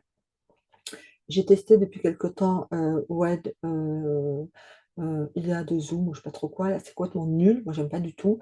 Il m'envoie des prises de notes, de synthèse, il commence en français, après il parle en anglais, après des fois il parle en allemand, en espagnol. Je ne comprends pas du tout son délire, mais ce qui fait que ça ne me sert à rien, on est bien d'accord. Voilà. Ensuite, tout ce qui va être sécurité, conformité, ça c'est de plus en plus, on entend de plus en plus parler. Jusqu'à présent, c'était visiblement surcoté, l'étant mis en conformité. Moi, j'en parlais depuis très longtemps et je me suis dit, je vais faire un beaucoup plus gros focus dessus parce que je pense que en tant qu'assistante, c'est votre rôle. Gros rôle à jouer sur toutes ces parties-là qui, j'aime autant vous le dire et vous l'avouer, n'intéressent pas du tout les entrepreneurs. Hein, c'est pas du tout notre zone de génie, notre zone de compétence de se dire alors les gars, est-ce qu'on est bien RGPD? Est-ce qu'on a des politiques de sauvegarde, tout ça? Voilà. Donc c'est vraiment votre rôle de faire ça. Donc avec tout ce qui est gestionnaire de mots de passe, je vous ai mis LastPass et compagnie. Les authentifications à 2 facteurs, vous commencez à de plus en plus en entendre parler, il y a de plus en plus de logiciels qui font ça, c'est-à-dire c'est un système qui va demander 2 preuves avant de vous connecter. En général, vous avez votre mot de passe, après vous allez recevoir un code SMS ou alors un truc sur votre mail, voilà. C'est de plus en plus sécurisé. J'ai eu une grosse attaque mot de passe cet été, au mois d'août, ce qui fait qu'il a fallu absolument que je dégage tous mes mots de passe de mon gestionnaire mot de passe de Google, que je reprenne chaque outil avec des mots de passe sécurisés, générés un par un. Je ne sais pas si vous vous rendez compte du bordel. Voilà. Et pourtant, Alors, ça n'a rien à voir parce que c'est certainement une attaque via Google, mais à la base, moi j'ai un Mac. Les Macs sont quand même très sécurisés. On ne peut pas beaucoup moins les attaquer que les ordinateurs Android, Windows, etc. Mais là, c'était plutôt au niveau de Google et je vous assure, grosse attaque et il a fallu absolument, et grosse suite, je pense, il a fallu que je vois tout. Et encore maintenant, des fois, j'arrive sur des outils, il faut que je recommence tout le process. Et j'ai mis du deux facteurs partout. Les politiques de sauvegarde aussi, hyper important. C'est quoi une politique de sauvegarde? C'est, par exemple, tous mes documents sont sur Google Drive. On ne sait pas par quelle raison Google Drive disparaît. Est-ce que j'ai une sauvegarde? Donc moi, oui, en l'occurrence, tout est sauvegardé sur un disque dur externe, je précise pas sur mon ordinateur, ou qui va se mettre, ça vous pouvez paramétrer ça, c'est en sauvegarde des trucs miroirs. Je sais plus ça a un nom. En gros, il fait pas à chaque fois un doublon de fichiers, il va mettre à jour les fichiers déjà en cours, et ça, je vous assure que c'est hyper important de le faire. Et bien sûr, tout ce qui est RGPD, sachant que je pense que 99% des gens qui sont sur le web ne sont pas du tout au clair avec le RGPD. Grosse problématique, le pire, c'est que ça peut coûter très cher. Alors, quand je parle d'IA aussi, IA contrôlée, c'est parce que, en fait, quand vous utilisez des intelligences artificielles comme ChatGPT, bah, c'est pas en roue libre, j'ai envie de dire. Déjà, il faut bien avoir conscience que ChatGPT, sans vous, il n'existe pas. Il travaille parce que vous lui demandez de travailler avec des prompts, etc. Sinon, il ne sait pas faire. Il ne se dit pas dans sa tête, tiens, je vais lui proposer un truc. Non, il faut aller un petit peu le démarcher quand même. Vous l'utilisez pour gagner du temps, hein, je veux dire, résumer une réunion, peut-être préparer des réponses aux emails, organiser des idées, etc. Mais vous gardez toujours la main, c'est-à-dire que vous vérifiez, vous corrigez et vous décidez si le résultat il est utilisable ou pas. Vous ne prenez jamais pour acquis ce qu'il vous raconte, il ment beaucoup pour vous faire plaisir. Il est programmé pour vous apporter une réponse. C'est-à-dire que s'il ne sait pas, il va inventer une réponse. Et ça, je crois qu'il y a peu de personnes qui le savent. Donc, il sort des dingueries, pour ne pas dire autre chose. Donc, il faut vraiment vérifier ce qu'il raconte. Moi, il m'arrive des fois de lui dire, si tu ne connais pas la réponse, tu ne réponds pas et tu me le dis. Donc, des fois, il me le dit. Alors, je n'ai pas la réponse. Voilà. Mais des fois, il ment quand même. Donc, il faut vraiment vérifier vos sources, tout ça. Bon, donc, la base, on copie, colle jamais sans relire. Voilà. Et puis surtout, bah, il faut vraiment faire attention à ne pas lui communiquer de données sensibles, pas de données clients, etc., pas de trucs personnels. Parce que tout ce que vous lui dites, il s'en sert pour générer des réponses aux autres. Il faut en avoir conscience de ça aussi, hein. Le gars, c'est pas le mec, c'est pas votre meilleure copine à qui vous confiez un truc et personne ne sera au courant. Lui, il le raconte à la terre entière, tout ce que vous lui racontez. Donc il faut faire très attention. Est-ce que c'est OK pour ça? Ouais. Je vous invite à trouver ça sur mon site, dans les ressources, gratuites. Vous avez un truc qui s'appelle, la liste des indispensables des outils des AV. Vous aurez accès à une base de données Notion où j'ai, mis, beaucoup d'outils. Il faut que je la mette à jour d'ailleurs cette base de données, par thématique et cetera, et surtout vous pouvez rajouter les vôtres, voilà aussi, hein. Ça peut déjà vous donner, une idée et vous verrez que quand vous allez voir la base de données, le nombre d'outils, c'est extraordinaire. Bon, on passe maintenant sur quelques utilisations concrètes de l'intelligence artificielle parce que c'est vrai qu'on en parle beaucoup, mais moi je pense que il y a du tri à faire, en fait. Et bien se demander qu'est-ce que j'ai envie de faire avec l'IA, à quel moment ça me sert, à quel moment ça me sert, mais bof quand même de l'utiliser. Par exemple, moi je sais qu'il y a des trucs que je pourrais faire par l'IA que je ne fais pas, parce que sinon j'ai plus cette relation très humaine avec vous, très proche, où le risque c'est complètement de déshumaniser mon business et être complètement déconnecté de mes apprenants, d'accord? Donc tout le temps se poser la question. L'IA peut vous aider à trier une boîte mail et ça, je vous assure, c'est bonheur, hein, classer des messages avec des actions à suivre, etc. Comme je vous disais, résumer une réunion, en extraire les tâches pour les mettre dans l'occurrence, là, par exemple, dans Notion, où tout de suite, avant même la synthèse, il y aura prochaines actions. Et ça sera marqué, Nathalie, par exemple, doit envoyer un email à, X doit répondre, voilà, tout va être bien défini, donc il y a un vrai plan d'action fait par l'IA, ça c'est gros gain de temps. Donc rédiger des réponses de mail, bien sûr, un peu personnalisées, rédiger des procédures aussi, vous aider à les rédiger, mais aussi après tout le temps vérifier, faire de la veille sur un sujet et vous donner une synthèse, ça c'est pas mal aussi, et puis vérifier la cohérence de certaines données pour éviter des erreurs. Il faut se dire qu'en l'occurrence ChatGPT, il est très factuel. Il est très factuel, il n'y a pas d'affect. Lui, il va voir peut-être des choses que vous ne verrez pas, parce que dans votre perception, ce n'était pas important. Lui va le voir. Dans tout ce qui est synthèse, etc., il est super fort. Il est capable de vous rédiger un document de 150 pages, parce que vous devez en prendre connaissance, mais vous n'avez pas le temps de lire 150 pages, vous lui communiquez le PDF, je ne sais pas trop quoi, vous lui demandez quels sont les points essentiels, d'en faire une synthèse, et encore mieux, quels sont les points essentiels importants dont vous devez tenir compte dans votre business. Et c'est ce que vous faites, donc il va tout de suite identifier ce qui est important pour vous. Vous vous rendez compte le gain de temps du truc, hein. Donc, il faut avoir conscience que l'IA ne prend pas de décision à votre place, jamais. Elle va juste vous permettre, cette IA, d'élargir ce que vous allez pouvoir faire. Mais c'est vous, votre méthode, votre cadre et surtout votre contrôle qui feront la différence, hein. L'avantage d'utiliser l'IA en tant qu'assistante virtuelle par rapport à une assistante virtuelle qui ne le ferait pas, eh ben, c'est très compétitif parce que ça va vous donner le manière d'être plus efficace. Vous allez apparaître comme quelqu'un qui est très connecté, qui va se servir des outils pour gagner du temps. Pour votre client, le temps, c'est de l'argent aussi, n'oubliez pas. Et de bien avoir conscience d'utiliser d'une manière très fiable, en fait, hein. Fiable, c'est tout ce que je vous dis avant, hein, on ne le laisse pas en roue libre, ok, on le surveille. C'est par exemple le stagiaire, vous voyez, à qui vous confiez un truc, mais vous n'êtes quand même pas hyper sûr que le résultat va être comme vous voulez. Ok, donc on ne laisse pas tout seul travailler, sinon, bof. On va parler un peu plus de l'avenir du métier. Là, on va parler un peu plus de trajectoire où on va avoir. Alors moi, j'aime bien le terme d'assistant virtuel 360 degrés, c'est-à-dire qu'il va avoir une vue d'ensemble du business.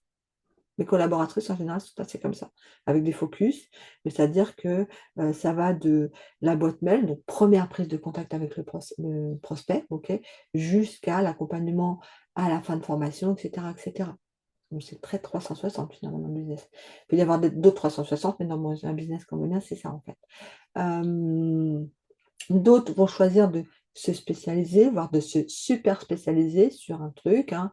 Par exemple, ça peut être tout ce qui est finance, commercial, contenu sur les réseaux sociaux, tout ce qui est juridique, ça peut être automatisation, ça peut être formation pro, vous voyez, il peut y avoir plein de spécialisations possibles. Ça peut être spécialisation sur des outils. Moi, assistant virtuel, je suis experte en Notion. Voilà, je peux vous faire plein de trucs sur Notion. Enfin voilà, ça peut être sur des outils. Et aussi, donc après, on peut se projeter dans une posture beaucoup plus de bras droit, de responsable de projet, voilà, des métiers qui vont demander une bonne expertise quand même, on est OK, une très bonne posture. Bras droit, presque au-delà des compétences, c'est la posture hein, qui change. Okay. Je suis capable d'être bras droit d'un entrepreneur, c'est-à-dire je suis capable aussi, et l'entrepreneur me fait confiance pour prendre des décisions, avec des niveaux de curseur différents, mais en tout cas, je suis capable de prendre des décisions. Ce qui va changer, c'est, enfin, ce qui va changer la différence, c'est être capable, en fait, de piloter des systèmes et surtout de parler toujours en langage résultat. Un entrepreneur, il est là pour gagner de l'argent, il est là pour avoir du résultat, ok? Donc, il faut avoir vraiment ce langage-là, très résultat, très business, en fait. La cybersécurité et tout ça, la conformité, j'en ai parlé avant, ça devient, à mon avis, central, complètement. Chez un client, il va avoir envie que son assistante elle sache protéger ses données hein, et respecter les règles de mise en conformité, etc., etc. Et s'il y a un point non négociable aussi, c'est l'éthique. Je pense que vous-même, vous parlez souvent de ça, d'éthique, de valeurs, de manque de reconnaissance, de discrimination, j'entends parler de burn-out. Souvent, le burn-out, c'est parce qu'on n'a pas été respecté, etc., etc. Vous parlez beaucoup de ça. Et c'est ce qu'on attend de vous. Et c'est ce que je vous conseille à avoir vraiment en focus aussi quand vous entreprenez, quand vous êtes dans votre activité, une éthique. Je rappelle aussi que dire oui, ça à tout, ça non seulement vous respecte pas, mais ça affaiblit l'ensemble de la profession et vous en avez pas conscience. Je pense que, il faut, enfin il faut, j'aime pas trop il faut, mais bon voilà, expression douteuse, ce serait intéressant que vous-même vous ayez conscience que vous avez un rôle à jouer, dans ce métier où il y a encore tout à faire. Il y a encore tout à faire. Les filles ici, il y en a beaucoup hein, enfin beaucoup, ici, enfin, autour de moi, il y a beaucoup de filles. En tout cas, il y a Marie-Ève, par exemple, ça, Isa, qui, Amandine aussi, qui sont avec moi dans un groupe de réflexion. On réfléchit beaucoup par rapport au métier, aux standards, comment on définit un petit peu plus les règles d'exercice, qu'est-ce qu'on attend vraiment, comment on voit les choses, l'évolution, quelle pourrait être la posture, etc. etc. Je crois que vous ne mesurez pas à quel point tout est en train de se définir, tout est en train de se construire, et que c'est avec vos façons de travailler que vous allez faire bouger les choses ou pas. C'est-à-dire que si vous acceptez tout et n'importe quoi, si vous considérez que ce métier est un petit job sous-payé à la tâche d'exécutante, vous descendez les standards. Ou on continuera à considérer les assistantes virtuelles comme des petites mains. Et je ne pense pas que c'est du tout ce que vous ayez envie. Ou je n'ai pas l'impression, en tout cas. Aussi, je vous le rappelle, ce que j'ai dit au début, pour moi, c'est vraiment levier d'émancipation, en fait, hein. Une femme qui est indépendante financièrement, eh ben, c'est une femme libre, et en tout cas, c'est pas non plus être une sous-traitante déguisée, encore moins une salariée déguisée, OK? Donc c'est pour ça qu'on fait attention aux règles. Je suis en train de voir qu'il y a beaucoup de choses dans le chat. Je ne sais pas si tu le vois, Véronique, tu me diras ou si tu peux répondre de quoi en même temps, s'il te plaît, merci bien.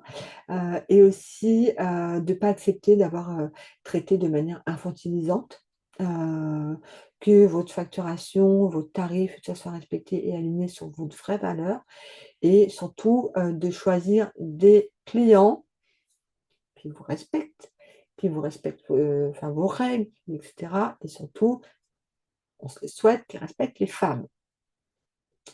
Ça paraît dommage en 2025 de devoir être encore obligé de le dire. Malheureusement, rien n'est gagné. Voilà. Alors, on va bientôt terminer. On ne veut plus avancer, lui, il a décidé que les grèves. Voilà, donc en résumé, vous ne vendez pas du temps, vous apportez des résultats. Ok, pas pareil, hein. Les erreurs à éviter, c'est dire oui à tout. C'est accepter les urgences qui n'en sont pas, ou en tout cas systématiquement urgentes. Manque d'organisation, manque de cadre, manque de procédure aussi. Un truc aussi, c'est de multiplier les outils, d'avoir 50 millions d'outils. Trello, Notion, non. Vraiment, détox d'outils, on revient au basique, à l'essentiel, on réfléchit à ce qu'on en a vraiment besoin de ces outils. Oublier enfin, en tout cas, ne pas faire de points réguliers avec vos clients. Voilà, et ça, pire erreur. De pas clarifier la collaboration, c'est pas trop ce que vous faites, etc. Autant vous enfermer dans une relation toxique, vous aurez à peu près les mêmes symptômes. Voilà, donc c'est pas ce que vous voulez non plus. Ce métier, c'est absolument pas, pour moi, un complément. Ça peut l'être au départ, attention, hein.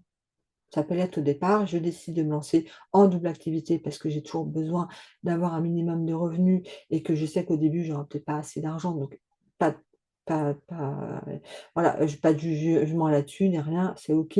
Par contre, à terme, je pense que, de toute façon, le but, c'est que votre activité roule, donc je sais très bien qu'à un moment donné, vous allez dire stop à votre ancien job et vous allez vous y consacrer pleinement. Tout le temps exiger d'être respecté et de travailler dans la dignité, etc., pour vous-même, voilà, et de refuser absolument tous les clients qui vous dévalorisent le métier parce qu'ils engagent une petite assistante, on aime, et en tout cas des conditions de collaboration absolument pas ouf, vous allez subir, et j'en sais quelque chose parce que je suis quand même des assistantes depuis très longtemps et je vous assure, j'ai vu des trucs, c'est un peu au secours. Alors, on arrive à la fin. C'est le moment de poser vos questions si vous en avez. Ou alors c'était tellement super clair, vous n'êtes pas très de questions. Dites-moi. Parce que l'idée, c'est vraiment là de répondre à vos questions. C'est encore des trucs flous, pas clairs. Nathalie, moi j'ai une question, c'est Laura. Ouais. Je voulais savoir pour le RGPD, est-ce que tu connais un endroit où est-ce qu'on peut s'informer un peu plus sur le sujet ou quelque chose d'assez fiable pour... J'ai une amie entrepreneuse qui est spécialisée RGPD, donc je vous donnerai son contact, en fait. D'accord. Et elle a Ok. beaucoup de contenu accessible gratuitement qui explique plein de choses. D'accord, ok. Parce que c'est vrai que ça évolue très vite, donc les systèmes de sauvegarde, la protection des données, tout ça, c'est assez vague. C'est très très vaste ce monde-là, donc... Ah oui, clairement. Et puis avec tout le nombre de... Là, je vous ai expliqué que j'avais été donc, attaquée cet été. J'ai mon site web aussi qui a été attaqué, mais moi, je ne pouvais plus accéder à mon propre site web, hein. J'étais bannie de mon site web. Ah. Je veux dire. Donc ça va être des problématiques de plus en plus fréquentes. Vous avez vu cet été, je ne sais plus quelle boîte aussi, encore toutes les données qui ont fuité. Il y en a un qui ne vous l'a pas dit que c'est fuité, mais nous, en tant que professionnels, ils nous ont un petit peu avoué, mais vous inquiétez pas que les usagers, vous n'êtes pas au courant, France Travail. Les données de France Travail ont toutes été divulguées. Wow. C'est pour ça que régulièrement, leur site est encore en rade, etc. Mais alors, comme c'est un organisme étatique, vous imaginez bien qu'ils ne sont pas trop vantés du truc. Okay. Autant Free, quand il y a une grosse fuite, ils ont annoncé, tout le monde en parle. Voilà, eux, France Travail, je n'ai pas vu de communication officielle sans le fait que leur truc a été attaqué. Alors, moi, j'ai reçu un mail m'informant. Et je pense qu'il y a vraiment que les personnes concernées qui ont quand même eu l'info. Moi, j'avais reçu un mail, effectivement, cet été. Ça a été attaqué avec une grosse panne de... Enfin, ils avaient bloqué tous les accès sur Keros, là où on dépose les devis France Travail, on n'avait plus accès à rien. Et encore, ça ne doit pas être établi parce qu'un jour sur deux, on n'a pas accès. Avec Beryl, c'est problématique, ce qui fait que dès que c'est ouvert, dès que ça marche, que ce soit l'une ou l'autre, tout de suite, on en profite pour déposer les devis parce qu'on ne sait pas combien de temps ça va tenir chaque fois. Ce qui fait que je me retrouve des fois à déposer des devis à 23 heures. Oh, bah ça marche, je vais déposer des devis. Profitons-en, on est patient que demain, ils soient en route. Est-ce que vous avez des questions, les filles, par rapport à tout ce que je viens de dire? Moi, j'ai une question, Morgane, du coup. Au niveau des clients, est-ce qu'il faut avoir un nombre minimum de clients? Comment... Oui. Parce que bon, il faut avoir un certain, pour avoir un revenu, on va dire, acceptable, mais voilà, il faut quand même vivre. Si on veut en faire notre métier, il faut quand même en vivre. Est-ce qu'il y a une règle? Il n'y a pas de règle? Moi, je vais me permettre de répondre. En fait, chaque personne a ses propres besoins. Donc, c'est difficile de te répondre sur ça. Après, moi, j'ai travaillé pendant plus de 2 ans en digital nomade. Donc, j'étais à temps partiel parce que j'avais pas de loyer, j'avais pas l'assurance habitation et toutes les tralala qu'on a à payer, quoi. Et après, tu vois, ça m'a convenu. Mais je suis revenue en France par la suite et là, je me suis remis à travailler temps plein parce que j'en avais besoin. Et donc, en gros, le nombre de clients que tu vas avoir, ça sera vraiment le nombre. En gros, tu te fais à peu près, du coup, j'ai besoin de temps. J'enlève les 25% de l'URSSAF moins mes dépenses. Du coup, il me reste ça. Je mets un petit peu d'argent en trésor ou pour ma retraite ou selon toi, tes besoins à toi. Après, je veux dire, chacun fait comme il veut.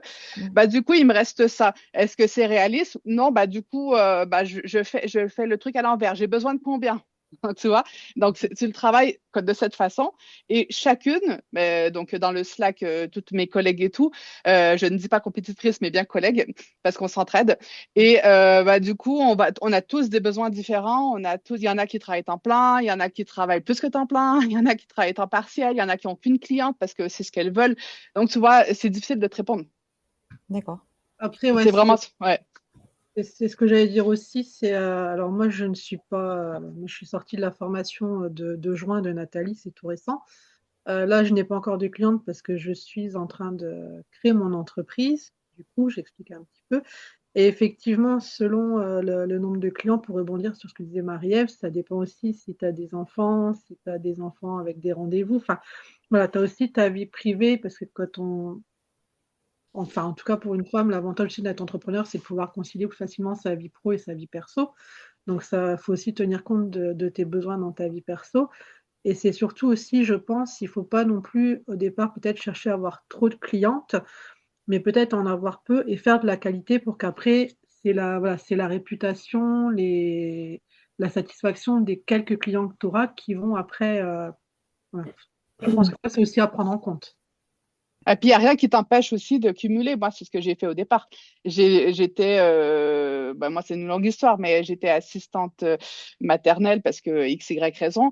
Et j'ai cumulé les gardes du soir des enfants périscolaires et je travaillais donc le jour sur une cliente. Je collabore avec une cliente et j'avais les rendez-vous de mon enfant malade. Donc, tu vois, c'est un mix des trois et plus des aides de l'État parce que j'étais encore en congé maternité. Donc, tu vois, c'est vraiment, je me suis concentrée là-dessus. Je suis d'accord avec toi, Ludivine, pour ça. Oui, c'est une organisation, puis après, ça dépend de chacune, quoi. Voilà, c'est ça qu'il faut retenir surtout. C'est ça, c'est que ça dépend vraiment de ton organisation, ce que tu veux. Et puis après, c'est pareil, enfin, ton entreprise, c'est de l'évolution, il y a des choses à revoir, donc il faut pas non plus te dire, parce que j'y pensais, mais je sais que Marie-Ève, là, lors de notre dernier échange, elle me l'a rappelé aussi, même si j'y pensais. Si tu te dis, bah, je travaille, je sais pas, 100 heures par mois, il faut aussi savoir que dans tes 100 heures, tu as ton administratif, tu as ta prospection, tu as ta compta. Enfin voilà, tout ça, c'est aussi à prendre en compte. Les 100 heures que tu vas accorder par mois, c'est pas que les 100 heures pour les clients. Il y a l'organisation de ton entreprise aussi à côté qu'à prendre en compte. Ça fait plaisir que tu t'en souviennes, c'est chouette. Et oui, je m'en souviens. Et puis de toute façon, comme je t'ai dit, voilà, je l'avais prévu et tout ça, mais voilà, c'était la petite touche aussi, Marielle. Mais voilà, tout ça, c'est aussi à prendre en compte. Parce que c'est vrai qu'au début, on a tendance des fois à vouloir peut-être trop faire pour beaucoup de personnes. Mais bah, trop, c'est peut-être pas forcément bien faire. Il faut justement peut-être se dire, bah, je pars tout petit pour grandir après. Ça, c'est mon opinion. Ok. Ouais, merci pour le retour, en tout cas. C'est hyper intéressant d'avoir votre retour, vous. Enfin, voilà, en tant que personne qui pratiquait déjà le métier, je trouve que c'est hyper intéressant parce que, comme elle disait Nathalie, on voit plein de choses sur Internet, on voit de tout. Et je pense qu'en fait, les personnes les mieux placées pour répondre, c'est les personnes qui pratiquent le métier. Sinon, voilà, je pense que. Ouais. Donc, c'est vraiment cool. Au niveau de ce live, c'est ça qui est très intéressant. Merci à vous, en tout cas. Et juste un dernier truc, pendant la formation, il y a beaucoup de partage. Et dans le Slack aussi. Donc, c'est motivant pour Ludivine pourra le dire. C'est quand même motivant de pouvoir déjà, fêter ses victoires et qu'elles soient toutes petites parce que j'ai fini un tel module et que j'en ai chié, je m'excuse, je suis pas des vulgaires, mais parce que j'ai eu XY contraintes et tout, et je veux dire, et tout le monde s'élève et tout, et également, tu as aussi les anciennes qui vont te dire, bah oui, mais du coup, tu pourras peut-être aller plus vite sur les prochains modules, ou je ne sais pas, ou même plus tard, lorsque tu auras terminé, tu peux rester dans le Slack, et c'est bien, et comment dire, j'encourage tout le monde à le faire, et après, ben, du coup, on a une question, on a un coup de mou, je veux dire, tout le monde est là, et les anciennes, et les nouvelles, tout le monde a son petit mot à dire, à son petit encouragement. Donc, franchement, tout le monde s'élève vers le haut et c'est un peu le bon côté de la communauté. Hein. Voilà. C'est ce que j'allais dire. Tu dis pendant la formation, mais il n'y a pas que pendant la formation, Marie-Ève. Effectivement, il y a après. Enfin, voilà, moi, comme je disais tout à l'heure, la formation, je l'ai terminée fin juin, puisque l'étude des cas était à rendre le 30 juin. Mais enfin, voilà, depuis, j'ai quand même échangé avec Marie-Ève. Enfin, voilà, j'ai eu des échanges aussi avec Nathalie quand même après la formation. On a des échanges sur le Slack et surtout, désolée Nathalie, je vais dire quelque chose que tu n'as pas précisé, mais dans la formation, comme tout, bah, il y a des hauts, il y a des bas. Hein, ça fait un peu comme quand on travaille. Hein, il y a des moments où hop, on est tout en haut de la colline et puis d'autres où on se dit bah, finalement, bah, non, je ne suis pas capable. Bah, je ne suis pas capable, c'est pas ça que je veux dire, mais voilà, on peut des fois, selon notre parcours, selon notre vécu, C'est vrai que la formation, voilà, c'est un peu, ça peut être un peu les montagnes russes pour certaines personnes. Des fois, on est au taquet, on se sent super bien, puis la semaine d'après, bah, on a l'impression qu'on n'y arrivera pas. Et le Slack et la communauté, vraiment est là aussi pour ça. Et moi, j'appuie vraiment là-dessus, sur ça. C'est pas pour faire de la pub à Nathalie, hein, mais je trouve que ça, c'est vraiment une de ses valeurs, la bienveillance, qu'elle évoque souvent et qui, pour le coup, je peux vraiment témoigner qu'elle est vraiment présente, parce que sans vraiment parler de tout mon parcours, moi, j'ai commencé la formation, mais là, j'étais quelqu'un qui était vraiment très, très bas, une petite chenille, pour reprendre mon exemple à moi. Voilà, parce que je venais de sortir de quelque chose de vraiment dur avec lequel je me bats encore. Mais voilà, j'ai commencé la formation vraiment très, très bas, très, très bas, et je pense que même Nathalie ou Marie-Ève vont pouvoir témoigner de ma montée sur la formation. Voilà, j'ai commencé en petite chenille et j'ai fini presque en papillon. Je ne sais pas si je le suis déjà, mais je dirais Mais vraiment. pas, non, je dirais déjà. Franchement, il y a quand même une évolution fulgurante et Voilà. ouais, Moi, trop, trop bien. Ouais, trop, trop et bien. c'est vrai que ça, voilà, j'appuie vraiment là-dessus. Et c'est vrai que c'est quand on rentre dans la formation de Nathalie, si, voilà, je vais faire un petit témoignage en plus parce que je suis reconnaissante de tout ce que ça m'a apporté. Mais voilà, c'est vrai qu'on paye effectivement une formation quand on regarde le papier. Mais derrière, il n'y a pas que la formation. Il y a vraiment beaucoup plus. Il y a toute une communauté qui est presque une famille professionnelle, si je puis dire, parce qu'on ne se connaît pas visuellement, mais il n'y a pas de préjugés, il y a pas, voilà, c'est vraiment quelque chose. Et ça complète énormément la formation de Nathalie et c'est vraiment très avantageux. Moi, je suis vraiment fière d'en faire partie puis d'y être entrée. Ça m'a beaucoup apporté et ça m'apporte encore. Et c'est vrai que voilà, cette communauté-là, c'est des choses qui sont vraiment très importantes, le réseau, mais aussi la communauté, parce que bah, le réseau, c'est bien les fournisseurs, les clients, mais pouvoir échanger avec des personnes qui vivent, entre guillemets, professionnellement la même chose que nous et qui peuvent avoir des avis différents, c'est vraiment aussi important. Et tout le monde est, voilà, il y a toujours quelqu'un de disponible finalement, que ce soit sur le Slack ou que ce soit et que ce soit dans l'équipe mentor de Nathalie ou même Nathalie qui est quand même assez disponible malgré tout s'il y a besoin. Donc ça, c'est vraiment quelque chose, voilà, quelqu'un qui recherche, parce qu'on dit aussi euh, dans les, dans les défauts d'assistance, enfin, dans les inconvénients d'assistante virtuelle, c'est la solitude. On est seul chez soi. Et c'est vrai que quand on passe par la formation de Nathalie, bah, il n'y a pas du tout ce sentiment-là, quoi. Moi, c'est vraiment quelque chose qui m'a aidé et qui m'a apporté. Donc, c'est pour ça aussi que je disais tout à l'heure que j'étais contente d'être marraine, parce que si je peux aussi l'apporter à mon tour, c'est que du bonheur pour moi. Mais c'est vrai que voilà, en apprenant, enfin, en devenant assistante virtuelle avec Nathalie, on n'est pas seul. Et ça, il faut le savoir. Mm. Désolée. Merci Amandine. Si tu avais encore décidé de nous sortir des larmichettes, ça suffit, hein. Non, non, pas aujourd'hui. Mais voilà, je tenais quand même à le dire parce que Ah, souvent, merci. Ouais. c'est Alors, c'est des... Amandine ne dit pas, par contre, que elle était, elle a eu vraiment dans cette promo là de mars beaucoup de leadership, vraiment en dynamisant le groupe, en proposant tout le temps plein de choses. Elle proposait des visios aux filles. Voilà, vraiment c'était la chef de file de la promo, à Ludivine sur la promo de mars. On est OK, Marie, hein, vraiment. Ouais. Ça, alors je voudrais juste te répondre, Morgane, avant d'oublier, s'il y a une règle de base, quand même, non négociable et qui est légale, hein. Vous ne pouvez pas avoir un seul client et vous devez en avoir deux, sinon c'est du salariat déguisé. D'accord. D'accord? C'est interdit. Ok. Absolument interdit. Donc rapidement, il faudra deux clients. Même 1 heure par mois, hein. Mais voilà. C'est pas parce que vous aurez 6 clients que vous aurez un gros chiffre d'affaires. Il y a des assistants qui ont 2 clients qui font 4 000 € de chiffre d'affaires. Ça, c'est aussi, il faut en avoir conscience. Vous pouvez avoir 6 clients et vous aurez un chiffre d'affaires 1 000 € par mois, parce que ça sera 2 heures, voilà, donc rien à voir. Donc, à bien réfléchir. J'ai accompagné l'année dernière en individuel, donc Annabelle, qui était installée depuis 18 mois, 2 ans, en fait, ça roulait. Sa problématique, c'était quoi? J'ai trop de clients. Et à chaque fois, elle me dit, il faut que tu le dises aux filles que si, il y a beaucoup de clients. La preuve, je viens de voir parce que j'ai trop de clients, je ne sais plus comment me sortir. Ben, qu'est-ce qu'on a fait?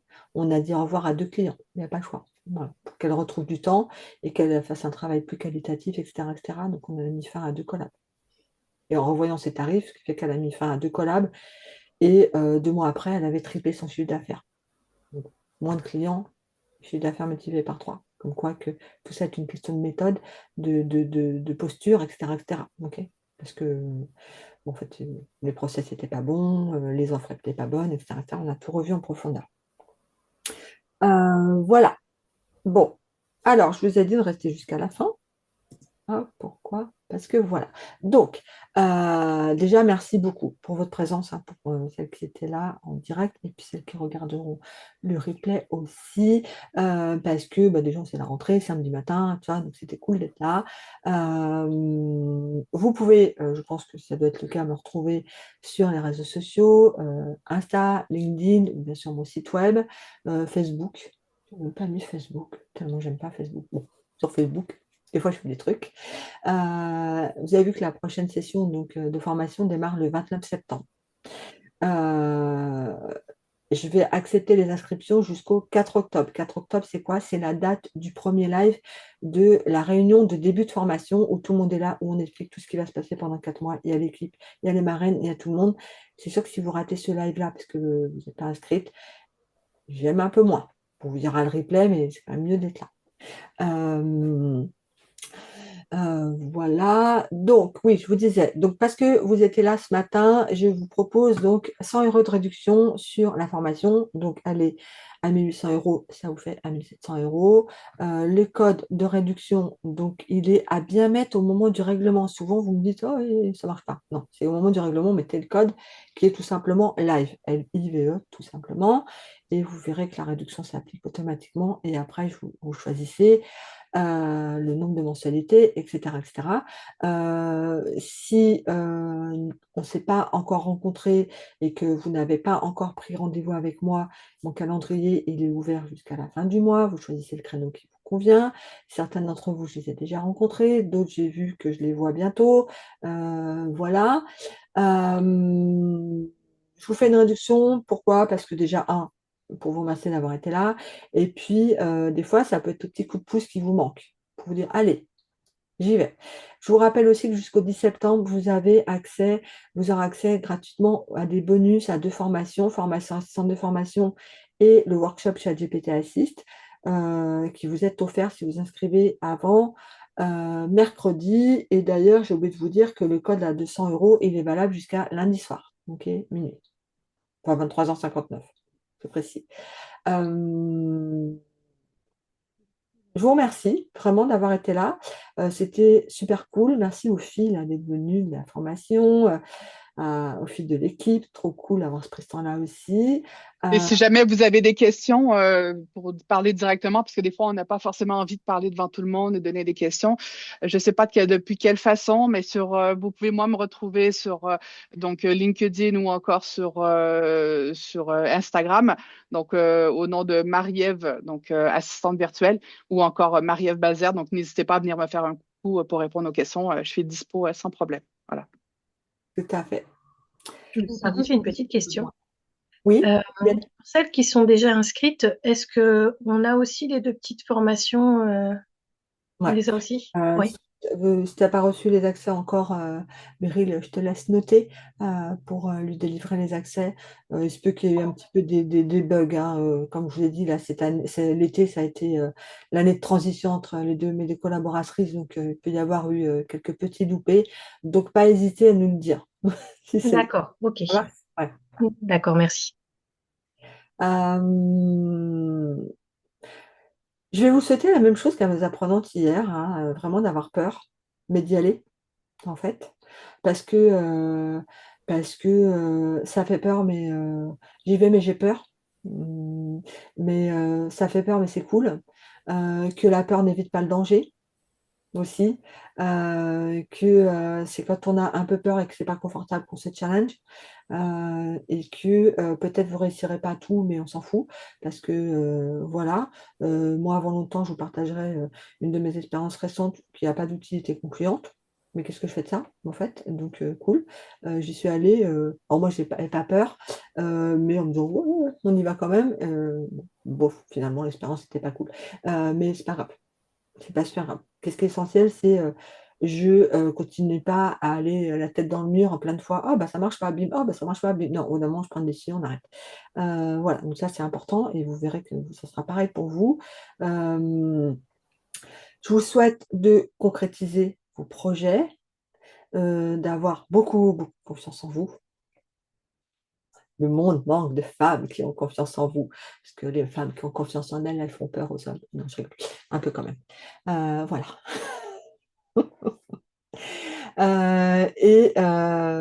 C'est exactement la confiance en vous. Moi, je le vois, hein, c'est plus des papillons que j'ai, ou alors des gros papillons, en fait, des filles, tellement elles sont en confiance et tout, Ludivine, Marie-Ève, j'ai vu vraiment des personnalités complètement s'épanouir, etc. Et ça, et je pense que c'est au travers de ce métier qu'elles le font, parce que quand elles assistent à un entrepreneur et que l'entrepreneur a un business qui évolue, ça roule, qu'il est capable d'être reconnaissant, de remercier, de dire voilà, moi par exemple, typiquement cet été, sans mes collaboratrices, je partais pas 3 semaines en vacances, on est bien d'accord. Donc vous imaginez le confort que ça. Voilà. Et ben quand on a conscience de cet impact-là qu'on a sur l'échelle d'entreprise, forcément on prend confiance en soi. Oui, puis en fait, il y a beaucoup de remerciements. Moi, le nombre de clients qui me remercient toutes les semaines, j'ai jamais eu autant de reconnaissance. Je travaillais en crèche, hein, ceci dit. Mais donc voilà, j'ai jamais reçu autant de reconnaissance et donc ça te booste énormément. Et ça te donne envie de continuer, de te former encore plus, de pouvoir toucher plus de monde. Et franchement, c'est super satisfaisant, vraiment beaucoup. Hein. Ouais. Et j'ai un message personnel à faire passer à Beryl, de la part d'un ami entrepreneur qui m'a dit « Dis à ta nouvelle assistante, j'ai confiance en toi. » Voilà. Donc oui, Beryl, j'ai confiance en toi, ça va bien se passer. Je vous laisse sur ces mots. Je reste disponible si vous avez des questions par mail, sur les réseaux sociaux, etc. Je vous souhaite un bon week-end et puis j'espère qu'on se revoit bientôt. Ça marche? Merci Nathalie, bon Merci week-end. beaucoup. Bon week-end. Bon week-end à vous, à bientôt. bientôt. Au revoir. Au revoir. À tous. Merci, bon week-end à toutes.